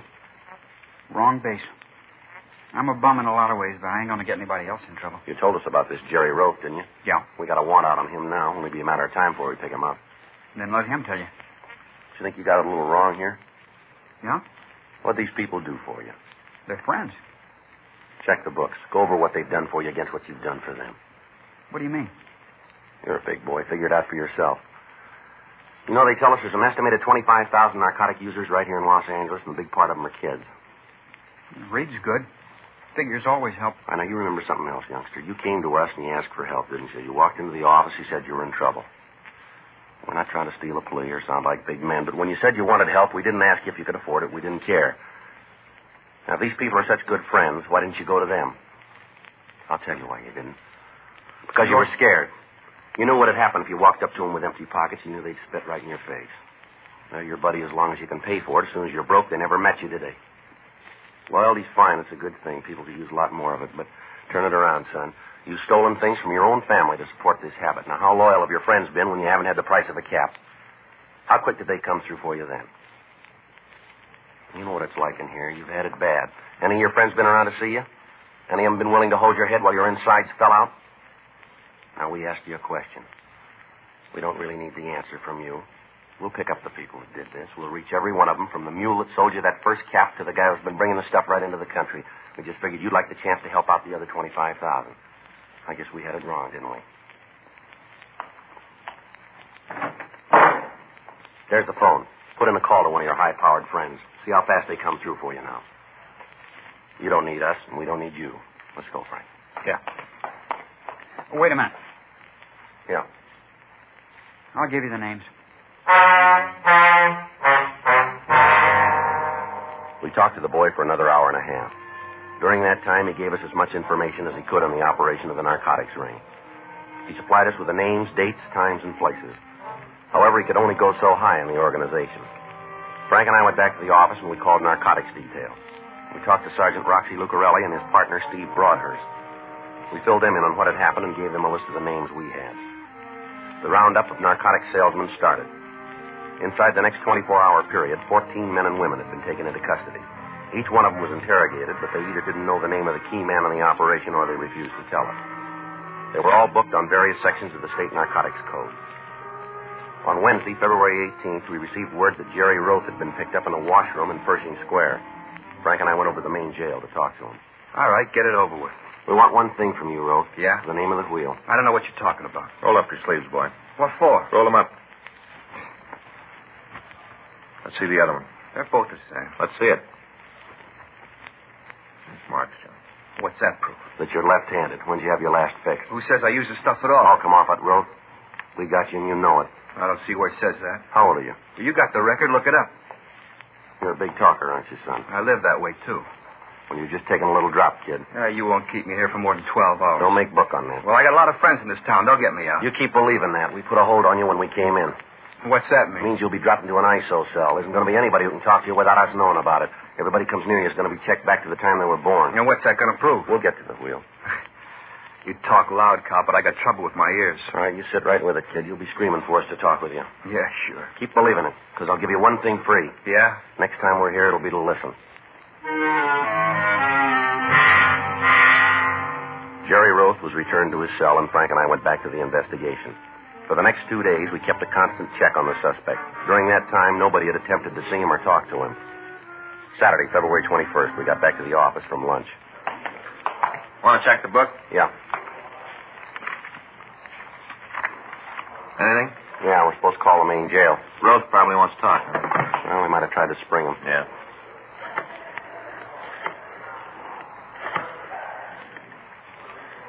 This Friday, juvenile. When? We'll be right over. Roth? Yeah. Want to talk? Well, maybe we can ask him. Huh? They just cut him down. He tried to hang himself. Frank and I left the office and drove over to the jail.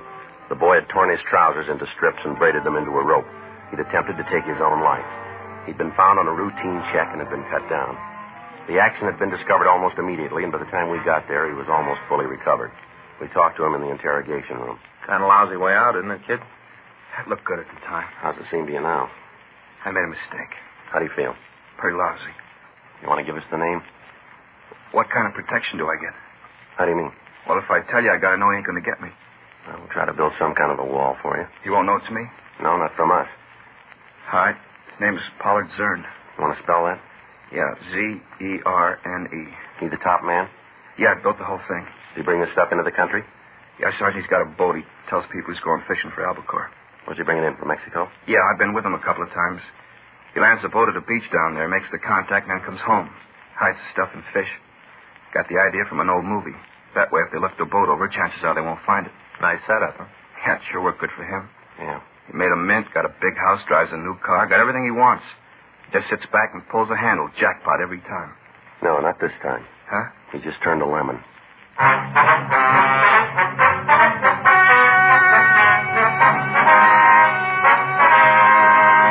Pollard Harris Zern and the other members of the narcotics gang were tried and convicted of violation of the State Narcotic Act, a felony, and received sentence as prescribed by law. A petition was filed on John Keith Coulter, and he was made a ward of the juvenile court. After treatment, he was pronounced cured and returned to the custody of his mother. You have just heard Dragnet, the authentic story of your police force in action, and starring Jack Webb, a presentation of the United States Armed Forces Radio Service.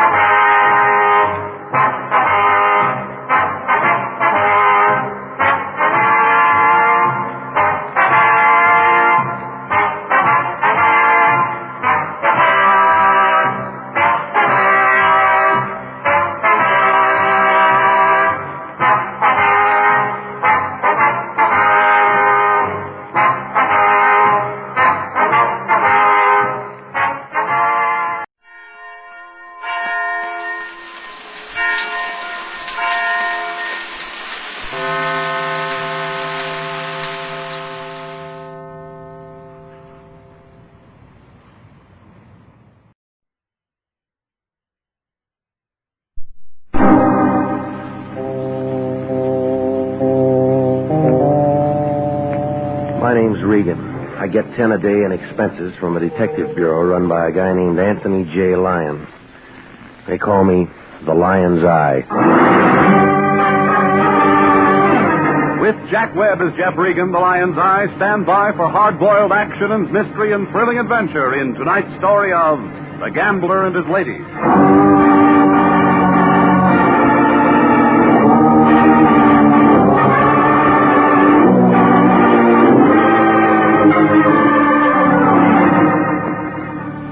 You find it in Hollywood, on Taft Avenue. 4-story apartment building, the color of a rainy afternoon. They call it the Haven Wood. It sags in the middle like a tired frankfurter. That's where I live. Apartment 3K. 2 rooms with a pull-down bed and a pair of windows that stick when it's hot. Oh, the view isn't much. 6 strands of telephone wire and the head of a shaved-off palm tree. Beyond is the city, L.A., spread out on the map like a raw egg with a broken yolk. Oh, the town's all right, I guess, if you can afford to set it is. The Lion likes it. He set himself up as a receiving clerk for trouble, and I work for him. It was about 11:15 Tuesday night when my phone began making itself felt. Turned out to be the Lion breathing hard. It figured he was running his fingers over a greenback. Regan, want to hear the sound of a brand new $50 bill? Send me a record. What's the matter? You sound like you're flat on your back. How do you sleep? Who's sleeping? I'm working, and that's what you're going to be doing. Try me tomorrow. Throw on some clothes. You're going down to Venice Boulevard to see a lady. She's got daughter trouble. Well, marry her off. She didn't pay us $50 for that. The problem goes deeper. How much? She'll tell you. I want it from you. I don't know it all for sure. Don't you ever check into things? I do the general work. You get the details. Yeah, you drag a wet rag over the 50, and if the ink stays on, we got a client. That's insulting. How would you know? Regan, you don't want to keep a lady waiting. Now get a move on. Give me the name. Mrs. Eleanor Bascom, Pierpont Hotel. Yeah? And phone me after you talk to her. What for? I want to be sure it's legit. Do you care? Better make that call to me tomorrow after 10. I'm sort of going to be tied up till then. Doing what? Sleeping.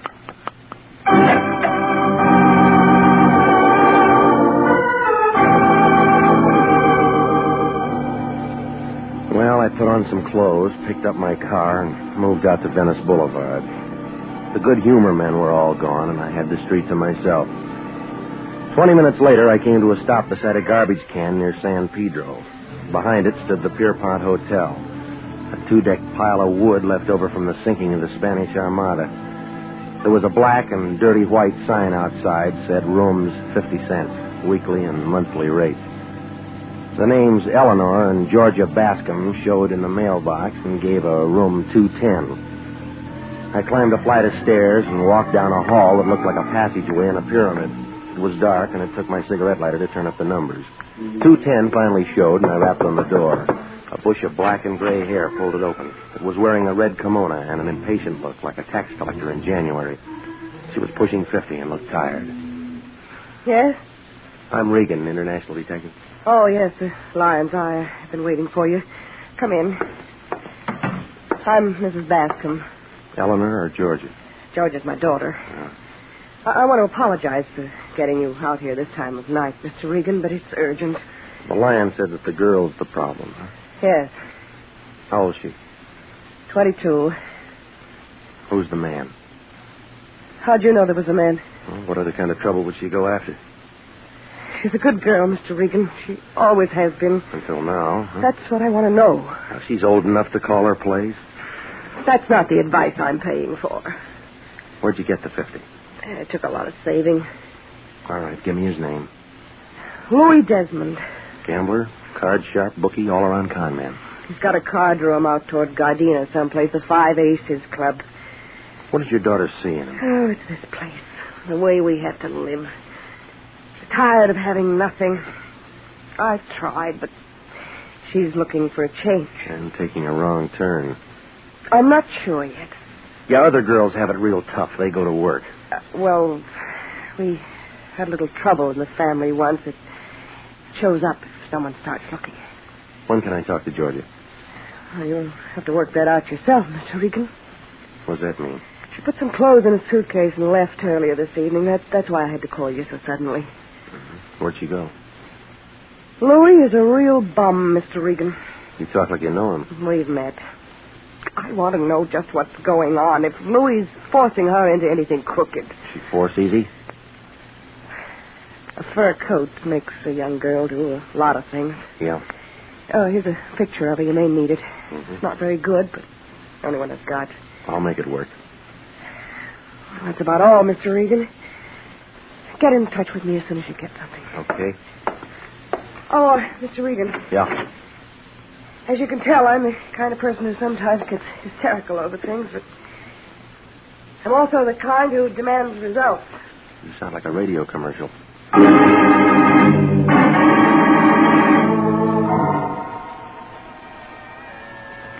It was after midnight when I followed the fog out Vermont toward Gardena.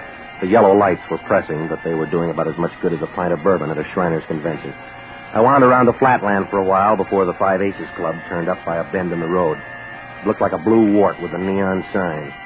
There was a front door and a back one, and a couple of pairs of shoulders standing at each. A little guy in a pinstriped gray was figuring the size of the wallets going in. Louis Desmond's office showed at the top of the stairway, and I moved for it. But a muscle looking down on 6 feet was playing frontman. He put a knotted hand on my arm, and when he spoke, it sounded like a gear factory doing double time. Slow down, Pilgrim. The room you're looking for is the other way. Yeah, well, this one says office. That's the trouble with you guys who read. Can't take hints. Spell it out.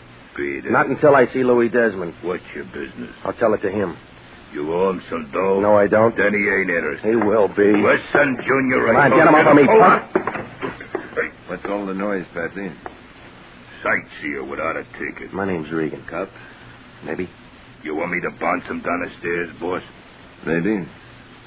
What do you want? Talk. That's always a waste of time. Not if it's about Georgia Bascom. Come on in. Never saw you around here before, Regan. No, I can't afford it. Oh, don't say that. Some people go out of here with more than they come in with. Yeah, you. Guess you're right at that. Cigar? No, thanks.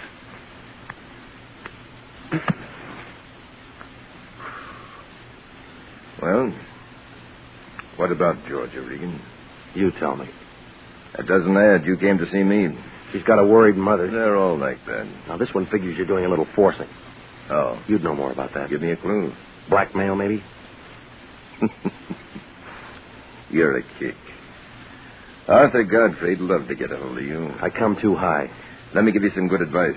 Go home and pull a blanket over your head and say it's all a bad dream. You know, you talk a lot, mister, but you don't say much. What's the hold on Georgia? All right, wise guy. Honey. Come over here, baby. Regan, you know this girl? I've seen a picture. Georgia, this is a peeper named Regan. He come to rescue you. But what for, Mr. Regan? $50. My mother gave you that to come and take me back? Something like that. Well, I can't go. Why not? Well...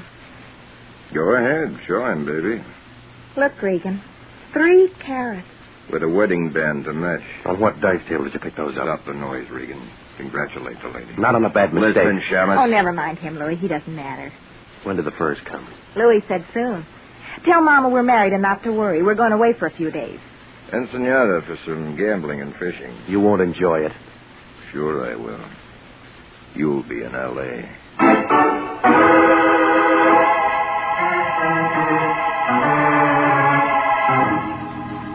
The alley behind the Five Aces Club hadn't been dusted in a week.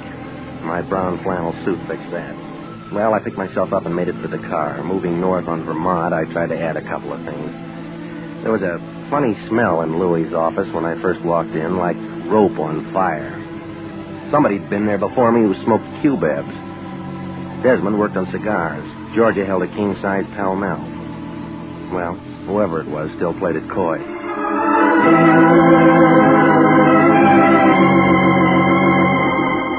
About 1 o'clock, I started raising a small campaign with the Lion's door knocker. His dream must have been a real good one because it took him 10 minutes to get to the door. He was wearing a nightgown, and he looked like a poor imitation of the Fisk tire ad. All that was missing was the candle. Regan, I told you not to bother me until after 10 a.m. It's no bother. Get out of here, let a man sleep. Your dreams will be bad. What do you mean? You just lost a client. What's the matter? The money phony? Georgia Bascom married Desmond. There's nothing I can do about it. Well, think of something. Say you married her first. You're out of your mind. So it's a bad idea. Get a good Yeah, I already have. What is it? You give Mrs. Bascom her case back. Well, you can't do that. Try me. Think a minute, Regan. She's come to us for help. A lonely woman with no place to turn entrusts her trouble to International. You got that 50 spent? It's not the money, it's the moral obligation. Oh, stop it, will you? You don't give blood anymore since you found out somebody'd pay for it. You're getting on a line. You're the only guy in town who can turn a shaving cut into a bankroll. That's enough. Well, let's do it this way. You go over to Mrs. Bascom and give her the lowdown. Let her decide if she wants you to carry on or not. You sure go to a lot of trouble for a 50. I need a lot of new stuff around the place. Well, it's close to Christmas, right to Santa Claus.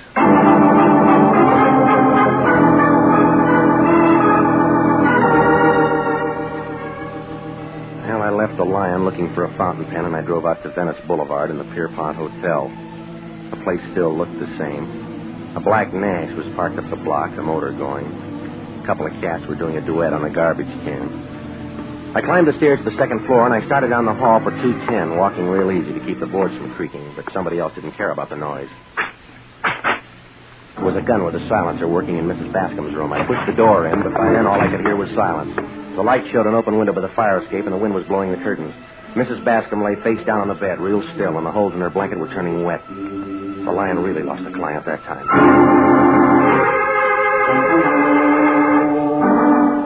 Well, it didn't take Sanducci and the boys long to get there. The fingerprint man and the photographers went to work in the room. Sanducci picked me.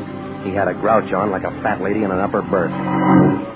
What's the matter, Regan? You get lost? What do you mean? You're pretty far from home. How'll I get around? Who is she? Name's Eleanor Bascom. I know that. What'd she do? Where'd she come from? I don't know. What were you doing out here? She called in the Lion. Her daughter ran off with Louis Desmond. Oh, he in it? How far? Ask him. Mrs. Bascom wants you to bring her daughter back. She wanted to know if the girl was moving into a racket. Was she? I haven't found out. I should have known better than to ask a detective. Why didn't she call us? She was behind on her taxes. What do you do, Private? Sit up nights figuring ways to make my job harder? You through with me? No. Who killed her, Regan? I don't know. Bad choice of words. Go check a black Nash parked up the street. Got a license number? No, I haven't. Thanks a lot. Look, I'm no medium. I didn't know she was marked. Any other big ideas? A few. Well, keep them to yourself. They're all wrong. Now get out of here. Yeah. Say, Sanducci. Yeah? The Lion can handle another client now.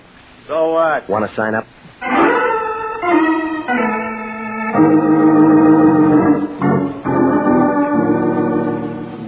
Well, I went home and slept. Coffee and warmed-over biscuits at the drugstore took care of breakfast the next morning. Then I checked the phone book. Louis Desmond's home address turned up on Rodeo Drive in Beverly Hills, and so I drove out there. It was on a corner. A 2-story colonial place with white colors and green shutters. The doorbell sounded like a second chorus of the Hollywood Bowl. The Japanese maid let me in, and I waited in the anteroom. That's when I caught that peculiar smell again. Somebody had just been there who smoked those Q-Beb cigarettes. Well, a couple of minutes later, a tall blonde fighting 30 stepped up to me. She smelled like she just crawled out of a bottle of Platine. It was a bright morning, but she had the kind of look that had you wishing for an eclipse. Well, what do you want?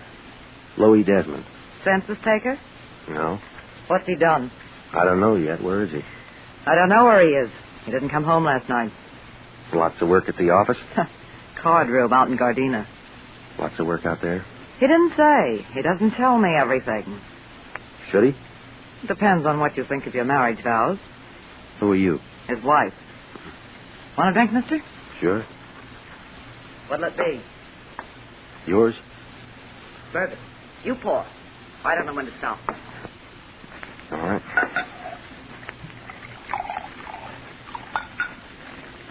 Here you go. To marriage. It's a mess. Cigarette? Never touch him. Interferes with my drinking. Who smokes the Q-Bebs? Is that what that stuff is? Yeah. The little guy walked in here looking for Louis and smelled up the place. Hiya, Stella. Oh, hello, Patsy. Just in time for a drink. Company? Yeah. What's your name, fella? He knows. You earn hard, don't you, Regan? What's going on? He's an eye. So what? So he gets a bounce. He's my friend. Beat it, Seamus, or I'll split you. Stay right where you are. This is my house, and I'll entertain who I want. With the boss's liquor? I've got some rights. Well, figure out what they are and try 'em on the boss. I don't like you, Patsy. Beat it, Peeper. Get your paws off of me. Come on, get 'em off. Stop it, Patsy. Stop it, I said.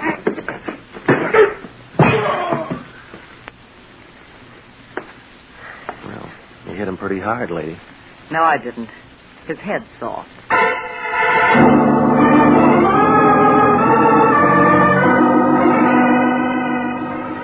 Well, I left her picking up pieces of glass, and I drove back toward Hollywood. I was moving east on Sunset, trying to make some sense out of Desmond's domestic life, when I spotted that black sedan again. It was doing a real bad tag job on me. I pushed the pedal closer to the floor, but the sedan had better gas. It caught me going around a bend past Beverly Glen and started pushing me. So it was a great place for a boulevard stop, but none showed. All it did was a reflection in my rearview mirror of the driver in the black sedan. It was feminine, and the voice spelled out Georgia Bascom. That's when she moved in for a closer look.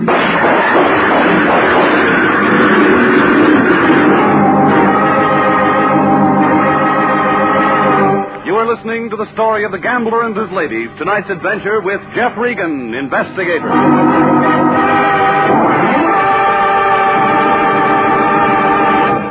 Listen, this is good news. Good news for you if you're between the ages of 20 and 26 and a half, married or single, a high school graduate, and want to fly for the United States Air Force. Yes, the Air Force Aviation Cadet Program is offering you the opportunity to become a pilot officer in the mightiest Air Force in history. You can be one of the Air Force's men of renown. And there's more offered than the pride you feel in being a member of America's flying team. For after your 52 weeks of training, you'll graduate as a second lieutenant in the Air Force with an income of more than $300 per month. Remember, the Air Force offers you what it offered General Jimmy Doolittle, General Carl Spaatz, and General Hoyt Vandenberg, now at 42, the Air Force Chief of Staff. Call at your local Army and Air Force recruiting station tomorrow. Apply to become an aviation cadet. And now, back to the story of the gambler and his ladies and Jeff Regan, Investigator.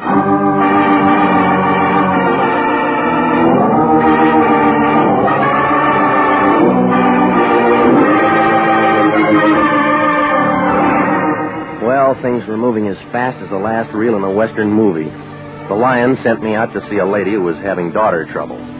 Georgia Bascom had done a tie-in with a gambler named Louis Desmond. Only it looked real permanent. She was wearing his wedding ring, and the mother ended up carrying a couple of bullets, and homicide moved in. That's when I met a blonde at Desmond's house who said she was Louis's wife. Well, I was working on the mess when a black sedan with Georgia at the wheel ran me off the road, and the slugs began to fly. I peeled myself off the side of the hill, and I got in touch with the police. Sanducci took over and invited me to headquarters for some more talk. He put me in a little room with pale green walls and sat behind a big desk chewing a dead cigar. It was taking me all in like a Hoover vacuum cleaner on a dirty rug. Well, how do you feel, Regan? All right. You shouldn't. Why not? Looks to me like from here on in you're a marked man. I'll get along. It'll be real interesting to see how. All right, now look, have you got something to say? Maybe. Well, let's hear it. Relax, Regan. You're not going anyplace. You can't hold me. I was the one who got shot at. Well, that's enough. I'll work out a way to hold you for creating a disturbance. It won't work. Listen, you. The bullets we pulled out of your upholstery matched the ones in Mrs. Bascom's. So what? So we figure she was knocked off because she knew something somebody didn't want said. We also figure that applies to you. Yeah, well, that gets you nothing. All right, Regan. Play it your way this time. You'll come running back when the heaters close in. Don't make book on it. Well, if you've got to get yourself knocked off, don't mess up our city street. Yeah, I'll be real careful. Oh, and wear a dark suit that save our morticians a little trouble. That all? Yeah, go on, beat it, sure. Oh, Regan. Yeah. Il buffy de tu padre. What's that mean? Your father's mustache.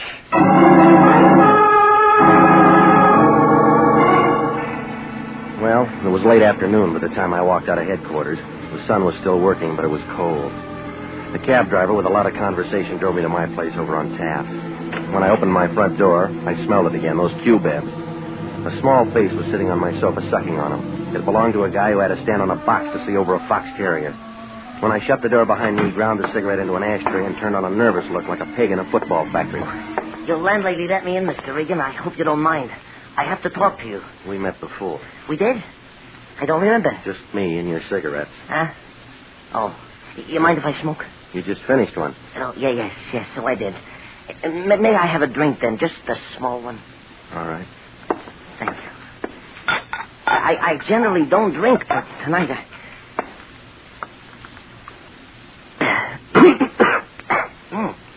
Yeah, thank you. Now, I barely know where to begin.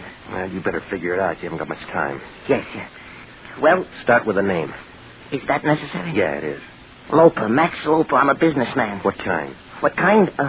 Furrier. Yeah, I'm a furrier, Mr. Regan. All sorts of furs. Ermine's nice.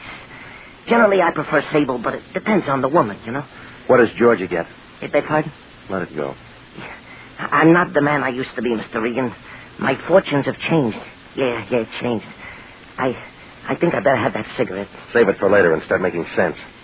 Well, I need help. Why come to me? Well, Mrs. Bascom thought enough of you to ask you to help her. You see, I know Mrs. Bascom.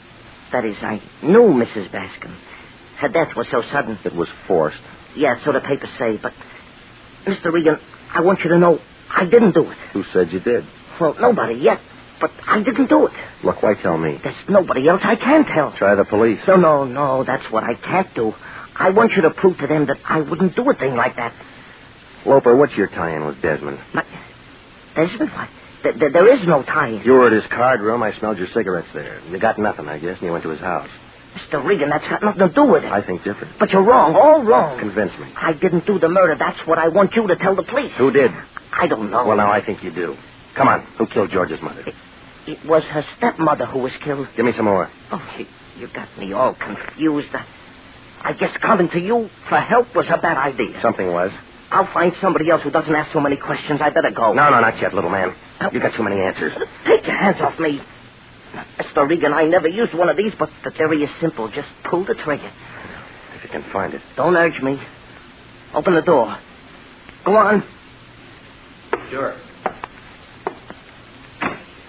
Now step away. See you later, Mr. Regan. Hey, look. He made it to the staircase, and then the noise came. A couple of bullets flew up the spiral and caught him in the chest. He stopped in midair for a second like a yo-yo on a string, and then he toppled over and rolled down. By the time I got to him, he was all used up.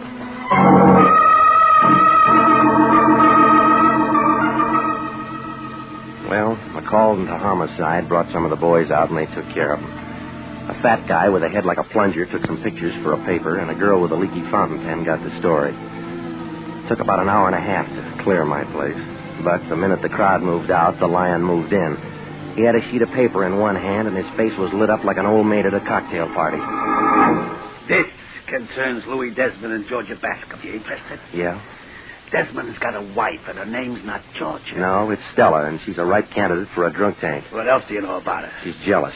Well, there's no record any place of a divorce or of a marriage between Georgia and Desmond. That whole setup's a phony. Tell me why. Georgia's father, named Peter Bascom, was a furrier. And he was once in on a fur job with the same Louis Desmond. Go on. The old Bascom ended up with a bullet in him, and Louis with a pile of dough. How did it work? I can't find out everything. You got to do something. You know a Max Loper? Never heard of him. You got an address on this Georgia? The Arena Hotel, room 406, on Catalina, off Wilshire. All right. The way I figured, an insurance company might be real interested to get hold of her. No, the gas chamber's got priority. We figured to swindle first, collect the fat bonus, then let the city handle her any way it wants. Call me when you get it all sewed up. What are you going to be doing? Resting at home. I'm all worn out. Yeah, well, that figures. You've been doing a little thinking.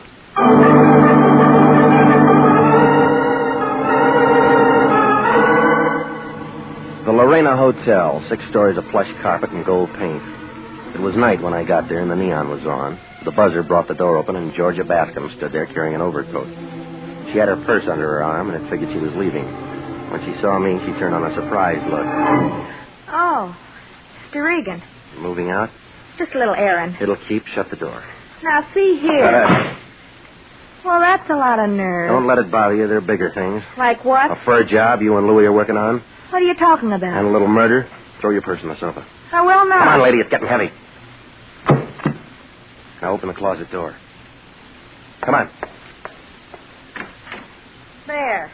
I hope you're satisfied. I'm not much on fashions. Read them to me. 3 ermine, 3 sable. 10,000 apiece. More. Max loafers. Yeah. Well, you can't wear them all. You got a friend? I don't need one. All right, sis. What is it? Nothing. That's your version. You could be wrong. When'd you marry Desmond? Last week. Bad answer. He's got a wife named Stella. Bigamy will get him in trouble. Well, that's his problem. No, it's yours, too, if the courts can prove you knew. All right, I didn't marry him. Then why the wedding ring? Hey, you ask a lot of questions. Yeah, I do. Why don't you get out of here? Louie's not new on fur jobs. He knows how much work it is to palm him off. You're talking to yourself. Loper never got to outlive a double cross. What are you going to do with that? Nothing. Homicide will work it out. I didn't kill anybody. You'll work up a sweat proving it. Louis did it, honest.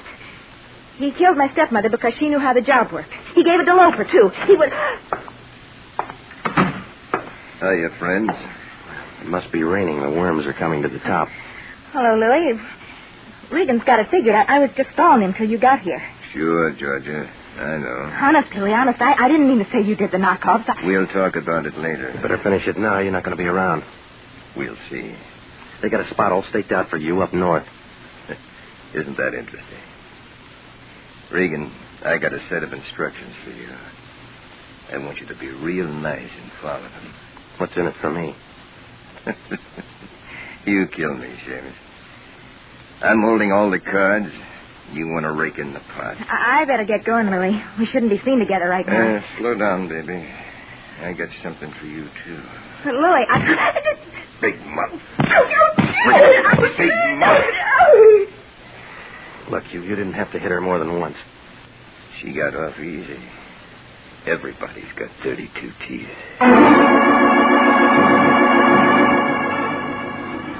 Desmond moved us out of the apartment and down the hall. Georgia was beginning to sob, but Desmond wasn't impressed. He held the gun under his coat and walked behind us careful, like an elephant on the crate of eggs. The button brought the elevator, and the three of us went in, and then it started down.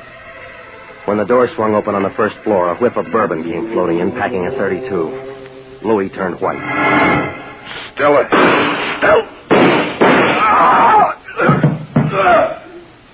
I told him if he kept messing around, he was going to have trouble at home. You want to give me the gun? No. What's your name, girlie? Georgia. Were you in love with Louis? I don't know. Well, go find out. You want it now, Regan? It's empty. You know, lady, you fixed nothing. What do you mean? Where you're going, you'll all be together again.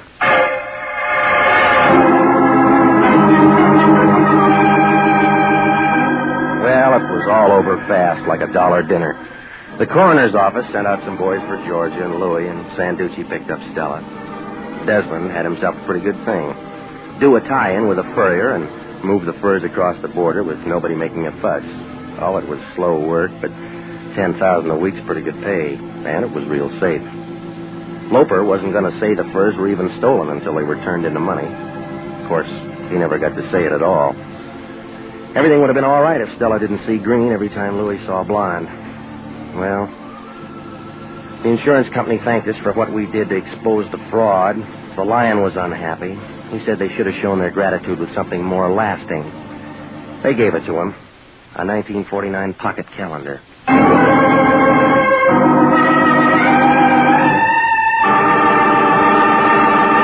Jack Webb is featured as Jeff Regan, with Herb Butterfield as Anthony J. Lyon. It's CBS at the same time next week for more hard-boiled action and mystery with Jeff Regan, Investigator. Written by Larry Roman, produced by Sterling Tracy. Included in tonight's cast were Mary Lansing, Marvin Miller, Pat McGeehan, Lorette Brandt, Jack Petruzzi, Yvonne Pathy, and Sidney Miller. Original music for this program is by Milton Charles. Bob Stevenson speaking. This is CBS, the Columbia Broadcasting System.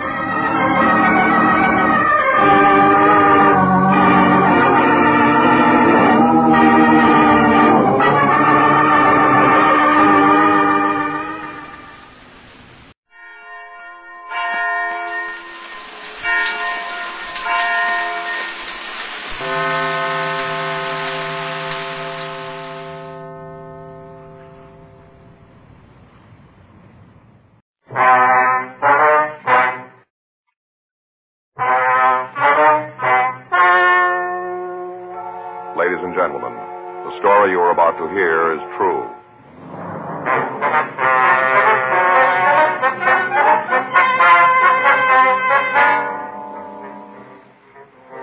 You're a detective sergeant.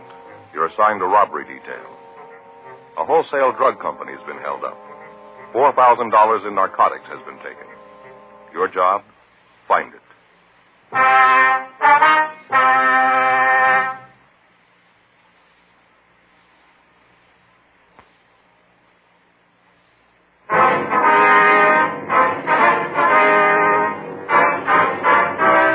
Dragnet, the documented drama of an actual crime.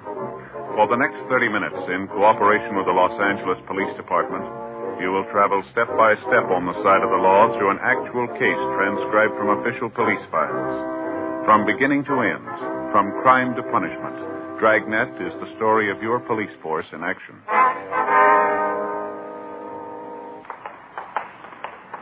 It was Tuesday, July 10th. It was hot in Los Angeles. We were working the night watch out of robbery detail. My partner's Frank Smith. The boss is Chief of Detectives Thad Brown. My name's Friday. We were on our way out from the office, and it was 10:51 p.m. when we got to Highland Park Division, the coffee room. Joe, Frank, over here. Hi, Luke. Hi, Roxy. Want a cup of coffee? Yeah, I'll get good. it, Joe. Okay. How's it going, Luke? Pretty good, kind of hot. Yeah. Makes me wish I'd built that patio out of that place. Yeah, You got a dime and change, Joe? Yeah, wait a minute. Here you go. Thanks. That was a half, you know. Bring me some change. Don't worry. Wait a minute. You want to take one of these cups, Joe? Yeah, I got it. How about you? You want some more, Luke? No, thanks. Okay. Well, what do you got for us, Luke? I gave you the call as soon as we got it. The way it bills is that a patrolman picked him up over on Monte Vista. Uh-huh. Spotted him in a parked car. Checked on it and found the guy was pretty sick. First he thought it might be a 502, but after he got a good look, figured it was a heart attack. Mm-hmm. Fellow was out cold, couldn't tell anything. Uh-huh. They called an ambulance and took the guy over to Lincoln Heights Receiving, gave him treatment there. Checking it out, they found several puncture marks on his arm. Thought he might be a diabetic. Mm-hmm. His appearance was shock. Checked on his personal effects and came up with this. Mm-hmm. Drug vial. Mm-hmm. Let me see, Joe. Oh, yeah, here you go. The label's all cut up, but there's enough left to tell the serial numbers. Yeah. One of the vials taken from Arnold's. Morphine. That's right. What's his name? Norman Curie. What's he got on him? Not much. According to R&I, he's been picked up a couple of times for marks. Has he said anything to you? Not much. He's feeling pretty rocky. Still coming out of it. I haven't been able to get anything out of him. What's he say about the vial? Nothing. Acts like a war prisoner. All he says is his name, gives his address. So check out. A couple of guys over there now. Hmm. Figures you want a piece of it, might be able to get something out of it. Well, I don't know. No reason for us to make it if you guys didn't. Well, maybe. Might give it a try. Okay. Finished? Yeah. Here, I'll take the cups. Okay. Can I have the change from that half? Wait a minute, buddy. I'll give it to you on the way back. All right. All right, let's go. Okay. You want to check your gun? Yeah. You want to give us a check for these, please? Oh, yeah. Has anybody talked to Curie? Not that I know of. He hadn't made any calls. No one's been here to see him. Mm-hmm. The morphine vial, the only thing he had on him? Yeah. Turned his pockets, but it's all we could find. Fellows might do better in his room. It'll be a real break if it ends right here, won't it? That's for sure. Here you go. Number 6 is a belly gun. All right, thank you. No, that's mine. Here's yours, Frank. Okay. Here's your change. All right, thank you. Anything on the car he was in? No. The officer that picked him up went over it, but they didn't turn in anything. Is he the registered owner? Yeah. You want to talk to Curie again, huh? That's right. How long is he going to be here? We'll take him downtown in the morning. Right. I'll be out front when you're ready to leave. Okay, good.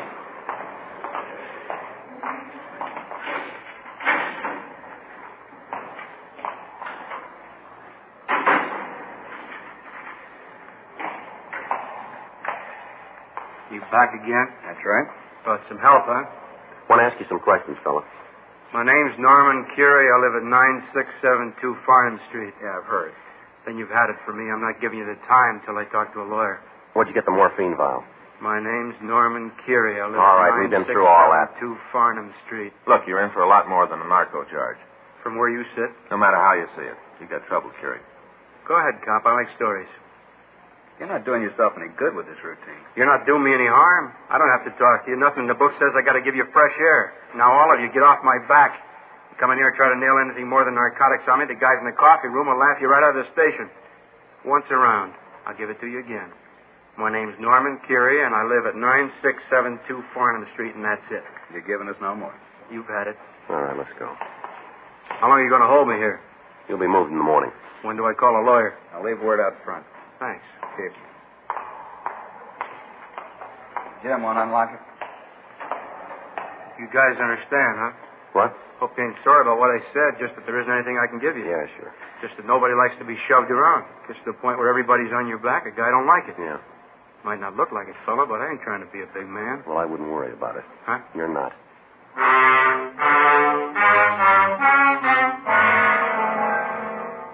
The following morning, the suspect was removed to the main jail and booked in on suspicion of violation of the State Narcotics Act, a felony. He was photographed and fingerprinted. The combined efforts of the Narcotics Division and Robbery Detail had been devoted to the apprehension of the thieves who'd stolen the drugs. The arrest of Curie had been the first lead we'd gotten to the disposition of the stolen merchandise, but without his cooperation, there was little chance that we could get to the ringleaders. The next day, Frank and I checked with informants who might be able to supply us with any information. All of Curie's known associates were interrogated. None of them helped us. We got word that Curie had been released on bail at noon. Narcotics Division had assigned officers to follow him, and all of his actions were being observed. Everyone he met was being checked on. 5:10 p.m., Wednesday afternoon. We got back to the city hall from a meeting with Captain Carl Shy of Narcotics. I'll get the log. We can check out. Yeah, it's been a long day, hasn't it? Yeah, you can say that again. A lot of walking. You want to check the book? Yeah. Anything? Wait a minute. Yeah, Skipper wants to see us. He's in Thad Brown's office. Yeah? Friday? Curie? What do you want? I got something for you. All right. All right if I sit down? Sure, go ahead. It's a lousy deal, Friday, lousy. It is. Worst. Sit in the can trying to figure out some way to keep them clean. They pull a stunt like this on me. What are you talking about? Well, you took the supply away from me last night. I had to make another connection this morning. As soon as I got out, I went over to see him. He treated me like I just got into town. Lousy. Mm-hmm. Ain't worth it. If you're going to act like that, it's going to cost him. That so? Yeah, you better call that Lucarelli. Is that his name? That's right. Yeah, get him over here. He's going to want to hear it, too. Hear what? I'm going to give you a chapter and verse on the whole deal.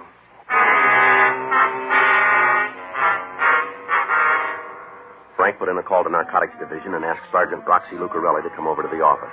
It took him less than 5 minutes to get there. In the meantime, we briefly questioned Curie and found that he wanted to cooperate fully in the apprehension of the gang. When Roxy got there, we started to get the full story. All right. What can you tell us about the robbery? Nothing. I didn't have any part of it. Where'd you get the M? Picked it up in the bar. You got the address? Yeah, place down on 5th. Who's your connection? Guy named Corbett. Got a first name for him? Olin.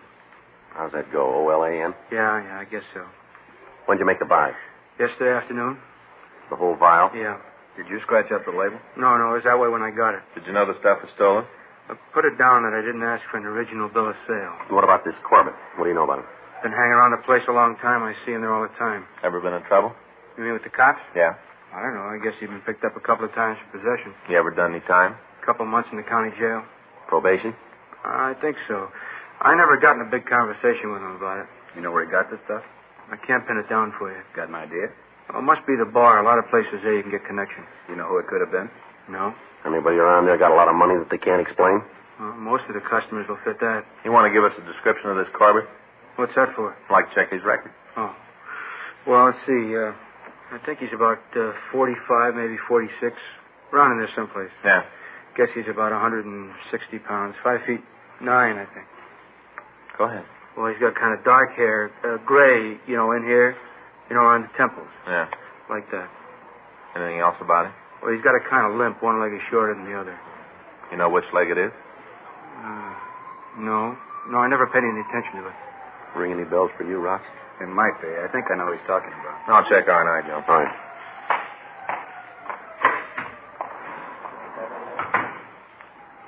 How about it, Curie? You know if any more of the stuff has been passed? Well, I can't say for sure. This is the first bunch of it I bought. Guess there's some more of it that's been pushed. Well, it sure jolted me. I'm not used to that drugstore stuff. You know anybody that's bought? No. How come the stuff you got wasn't cut? I don't know. I guess somebody goofed. Sure made me sick. What happened when you went back there today? Well, I walked into the place. I figured to get something up. You'd have thought I was a cop. All right. There wasn't anybody in the place that had anything to do with me. Was Corbett there? You mean this morning? Yeah. No, but at least I didn't see him. Hold on a minute. Robbery, Friday. In just a minute. Murphy? No, he's not here. Can I take a message? All right. I have it. I'll have him call as soon as he gets in. You bet. Did you hear anything about the robbery? No, I didn't. A couple of small-type rumbles out, but nothing you can pin down. What'd they say? Just that there was a heist, no names used. Anything on who's responsible? I told you it was just a small rumble. What do you figure about it? Huh? You got any ideas who might have done it? Well, nothing you can take to court. I give you pretty short odds on Corbett, though. You got any close friends around the place? Oh, he knows everybody there. You spend more time with anybody special? No, he usually just comes in, sits around. You got a job? Not so it shows. Where does he live? He never told me. Why'd you come in here, Curie? Huh? What are you trying to build with us? Nothing. I just got real hacked this morning with the way those guys shoved me around. I want to see them get what they got coming. You don't want nothing for yourself? Just to see them get paid. You got any ideas how we can do that? Yeah. All right, we're waiting. Let me nail them for you. Spell it out. Look, you can't get within 10 feet of them. The whole bar's hinky. Now, let me go in and get them. We can't give you anything for it. I'm not asking for anything. You just let me go along with you guys. Let me go in and blow the whistle on those guys who pull the heist. Doesn't make a lot of sense, Kerry. You coming in here and wanting to help us. There's got to be something behind it. And what's it going to cost you to find out? You're going to have a tail on me from the time I walk out of here. It's not going to do you any harm to let me go. You're laying yourself right in the middle of the tracks, you know. I know that, but it's worth it to see the expression on their faces when you kick the door in. All right, we'll have to check it with the skipper. Well, you go ahead. Guys, play it any way you want. Don't make a pound to me. If you want me on your side, I'm there. What happens if they find out? Send roses. All right, Curie, we'll buy a piece of it. But I'm going to give you something going in. What's that? There'll be a lot of men working on this. If one of them gets in trouble over you, you better start running, because there isn't going to be a big enough handicap for you. I'm not asking for one, am I? If it works out, you'll get a piece of the credit. It'll go in the books that way, and that's all. Well, it doesn't matter to me at all. All I want to see is for those guys to get theirs. All right. Well, this time I thought they were friends of mine, and they turn around and pull a stunt like this. It's pretty lousy. Mm-hmm. All I want is a connection. They got the stuff that isn't going to cost them anything. No, you got it wrong there, fella. Huh? It's going to cost them. Frank came back from R&I with the information that the suspect, Olin Corbett, had a long record in Los Angeles, listing arrests for narcotics, suspicion of burglary, suspicion of robbery, and ADW. While Curie waited in the squad room, Lucarelli, Frank, and I talked with Captain Donahoe. We filled him in on what had happened. It was decided to accept Curie's offer of help. The next morning, Thursday, July 12th, we started the operation. An effort was made to find Olin Corbett without result. In order to make sure of the safety of our informant, it was arranged for an officer from Narcotics Division to be planted in the bar. One of the younger officers was chosen for the job, and at 10:05 a.m., he took up his position in the place. At 10:34 a.m., Frank and I, along with Lucarelli and Curie, got there. We parked down the street and let our contact out of the car. We walked down the block and entered the bar. 10 minutes later, he hurried back. Looks like something's wrong. Yeah. You want to open the door, Frank? Yes. What are you guys trying to pull? What are you talking about? You ain't much better than they are. A lousy thing all the way around. One thing I figured sure was I'd be able to trust All right, you now guys. calm down, Curie, and tell us What'd what's you wrong. plant the cop for in there? What? Cop in the bar. Why's he there? What happened? Everybody knows who he is. There isn't anything going on. What's the matter? Don't you trust me? Is that it? We wanted to make sure you'd be able to walk out of the place, that's all. Well, it didn't work out that way. Guys in there are playing for keeps. The whole place is wide for sound. All right. And we've got to go after him a different way. Gonna have to do it without me. After today, I don't dare go into the place. They all figure I brought the fuzz in. You won't have to go back. Well, thanks a lot.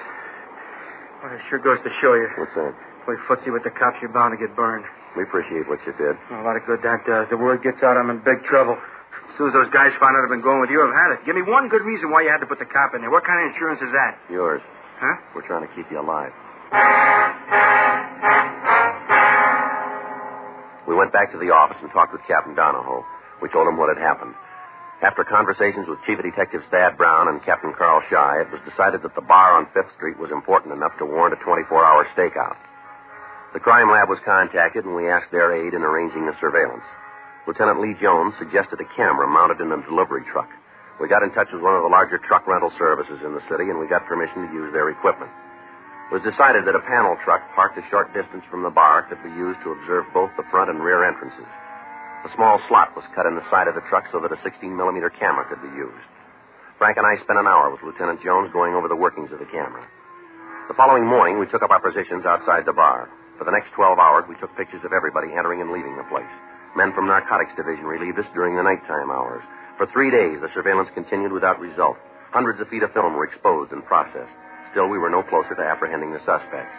During this time, we hadn't seen Olin Corbett, the man who'd sold the morphine to Curie. Thursday morning, July 17th, Frank and I took up our positions in the truck. You checked the camera this morning?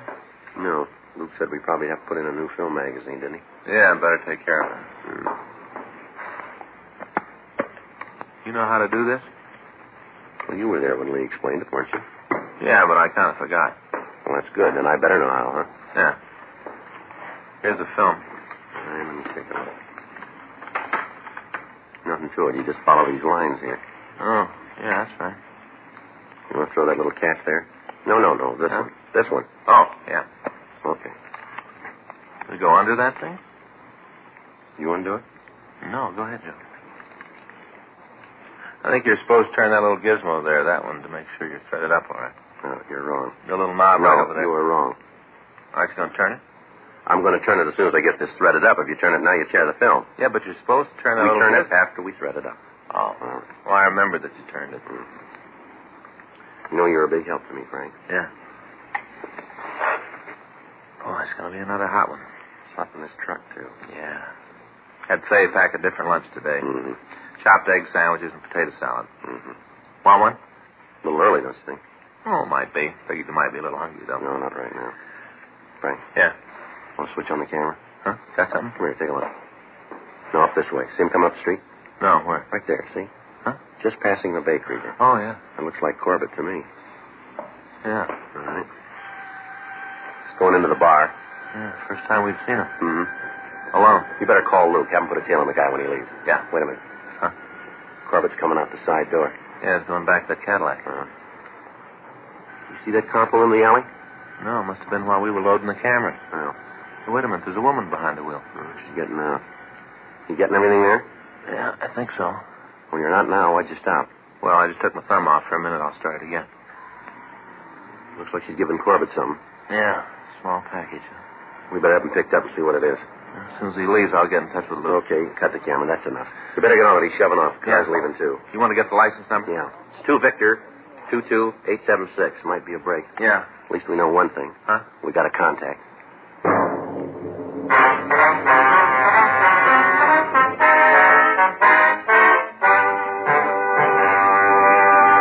You are listening to Dragnet, the authentic story of your police force in action.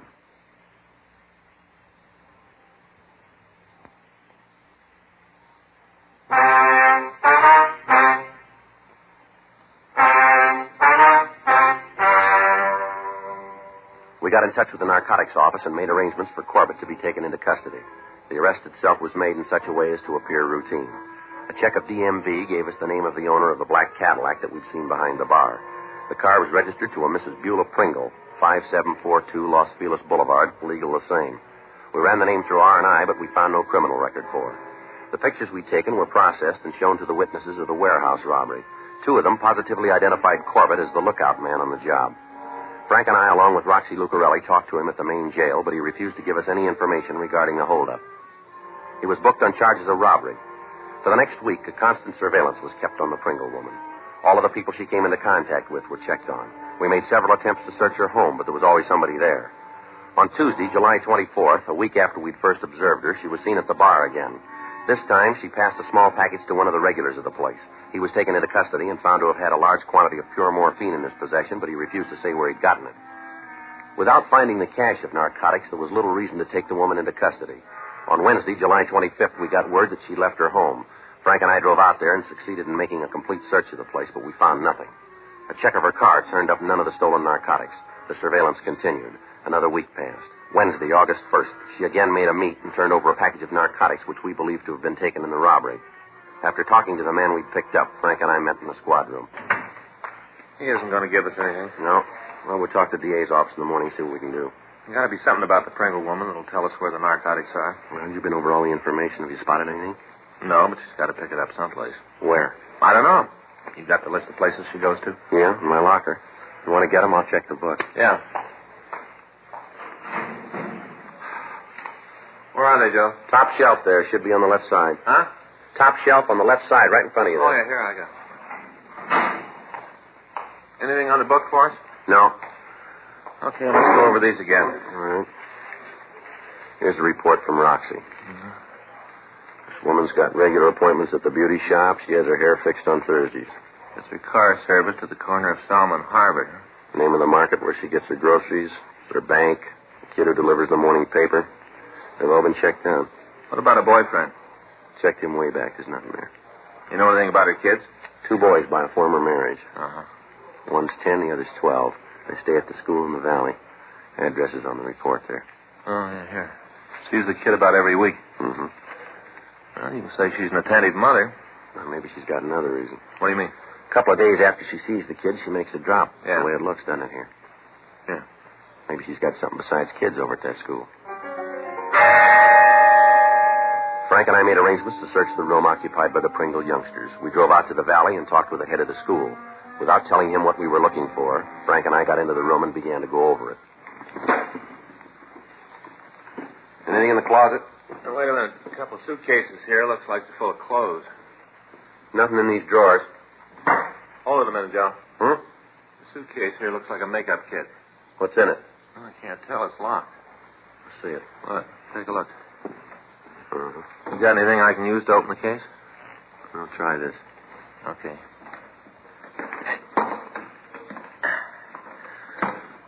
Well, that does it. Yeah. Take a look. Mm-hmm. You want to take it back to town? You better and have the serial numbers checked. Not much doubt, huh? No, just about wraps it up, doesn't it? Let's bring the Pringle woman in and talk to her, see what she can come up with on this. The way Roxy puts it, she's a pretty good talker. She's going to have to be, isn't she? Frank and I left the school and drove back to the Los Feliz address. The black Cadillac was parked in the driveway. We told the maid who answered the door who we were and what we wanted. She showed us into the library of the house and asked us to wait while she went to get Mrs. Pringle. It's quite a pad, huh, Joe? Yeah, it's pretty big. Clay's been after me to get one of these. What's that? See? One of these three-dimensional viewers. You know, got little pictures in them.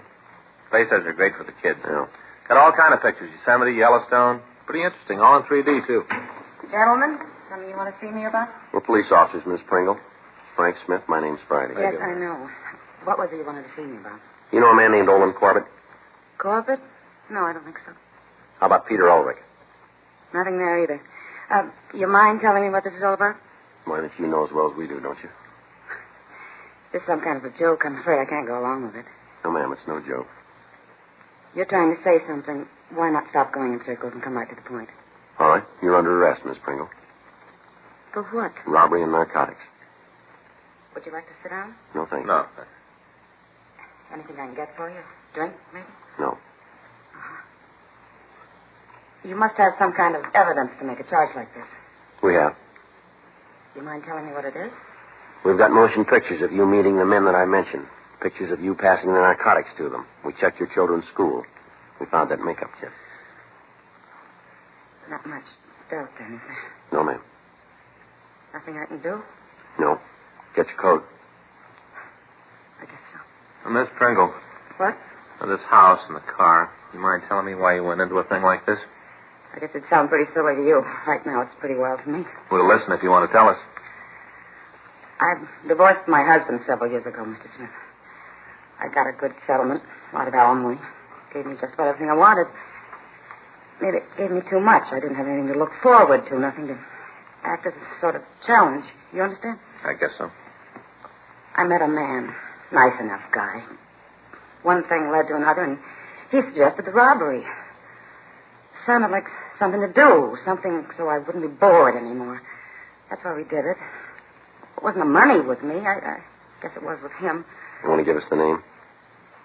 Yeah. Might as well. It's all finished now anyway. All right. You want to get that coat now? Yeah. How long will they send me to prison for? Well, we wouldn't know. That's up to the judge. I hear the place is a lot better than they used to be. Lots of things to do. Jobs so you can keep your mind occupied. That's right. And you can be sure of one thing. What's that? You won't be bored. The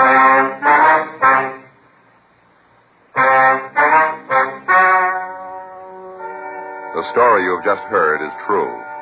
The names were changed to protect the innocent. On December 18th, trial was held in Department 97, Superior Court of the State of California, in and for the County of Los Angeles. In a moment, the results of that trial.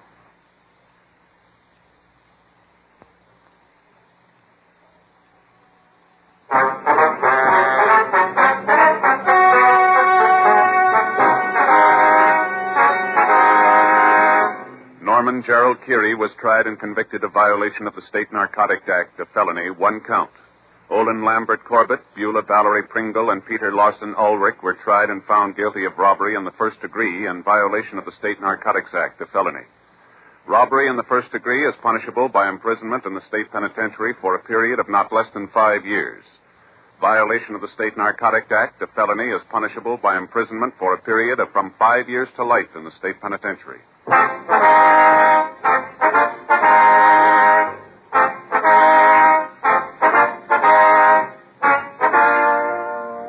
just heard Dragnet, a series of authentic cases from official files.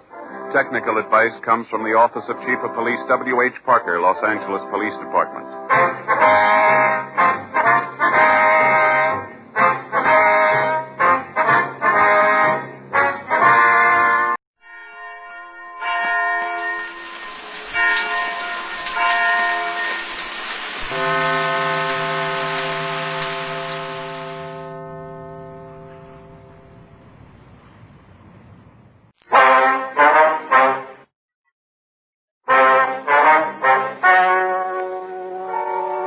Ladies and gentlemen, the story you are about to hear is true.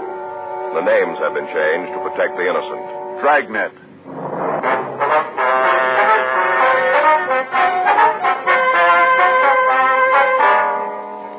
You're a detective sergeant. You're assigned to burglary detail.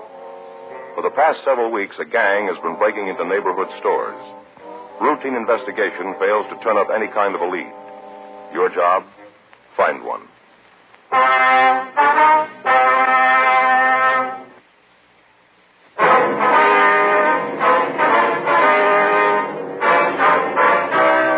Dragnet, the documented drama of an actual crime.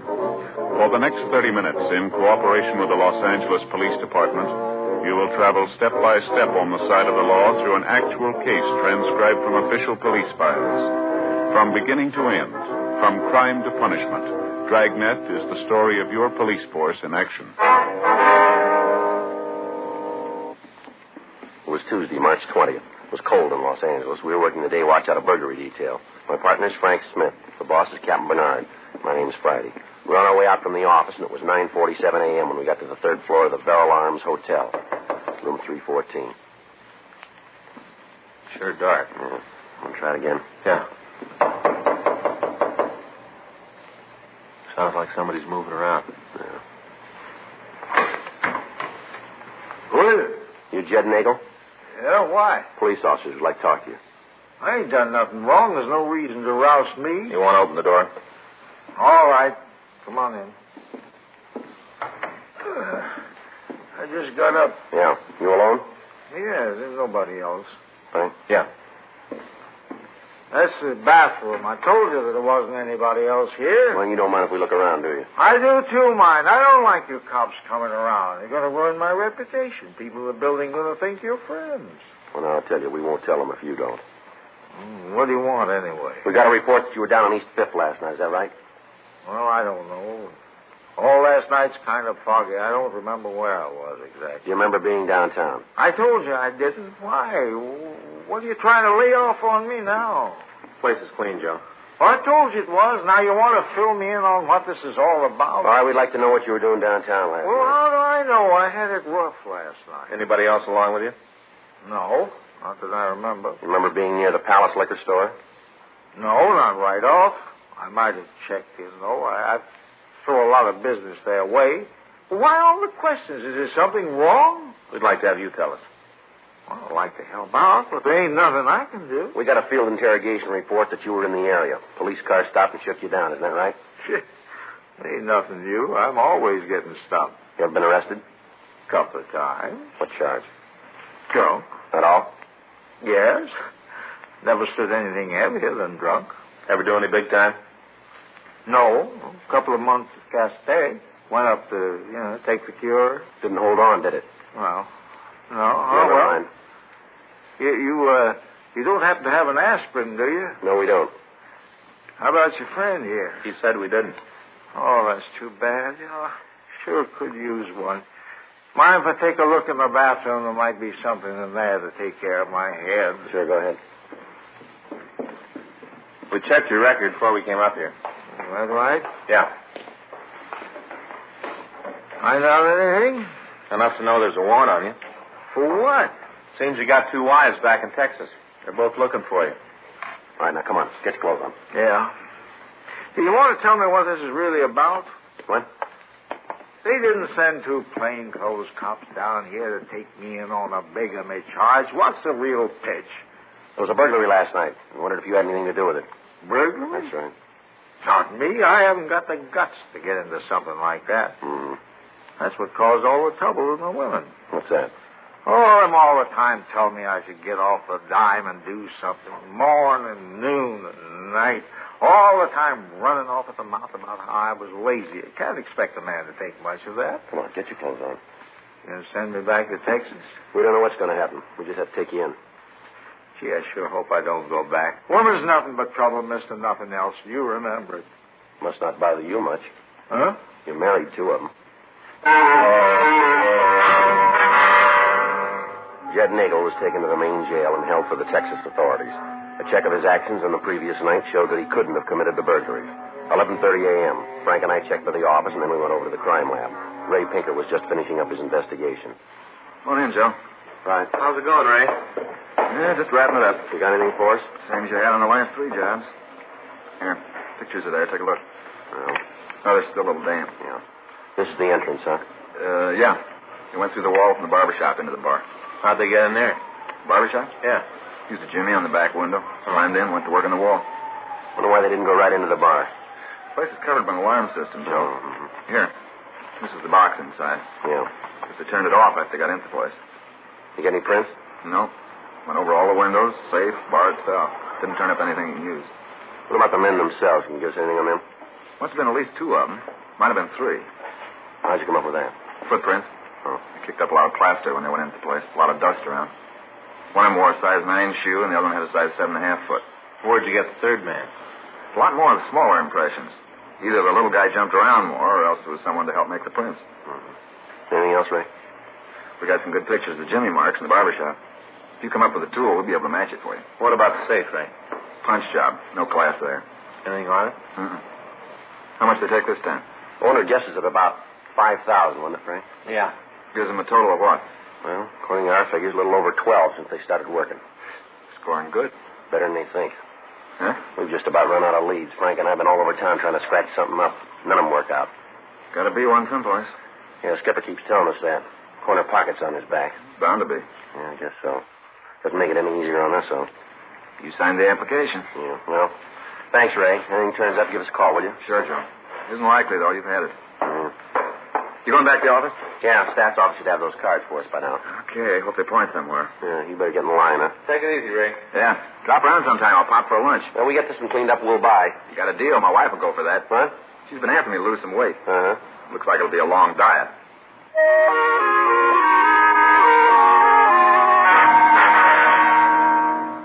Frank and I went back to City Hall and checked with the staff's office.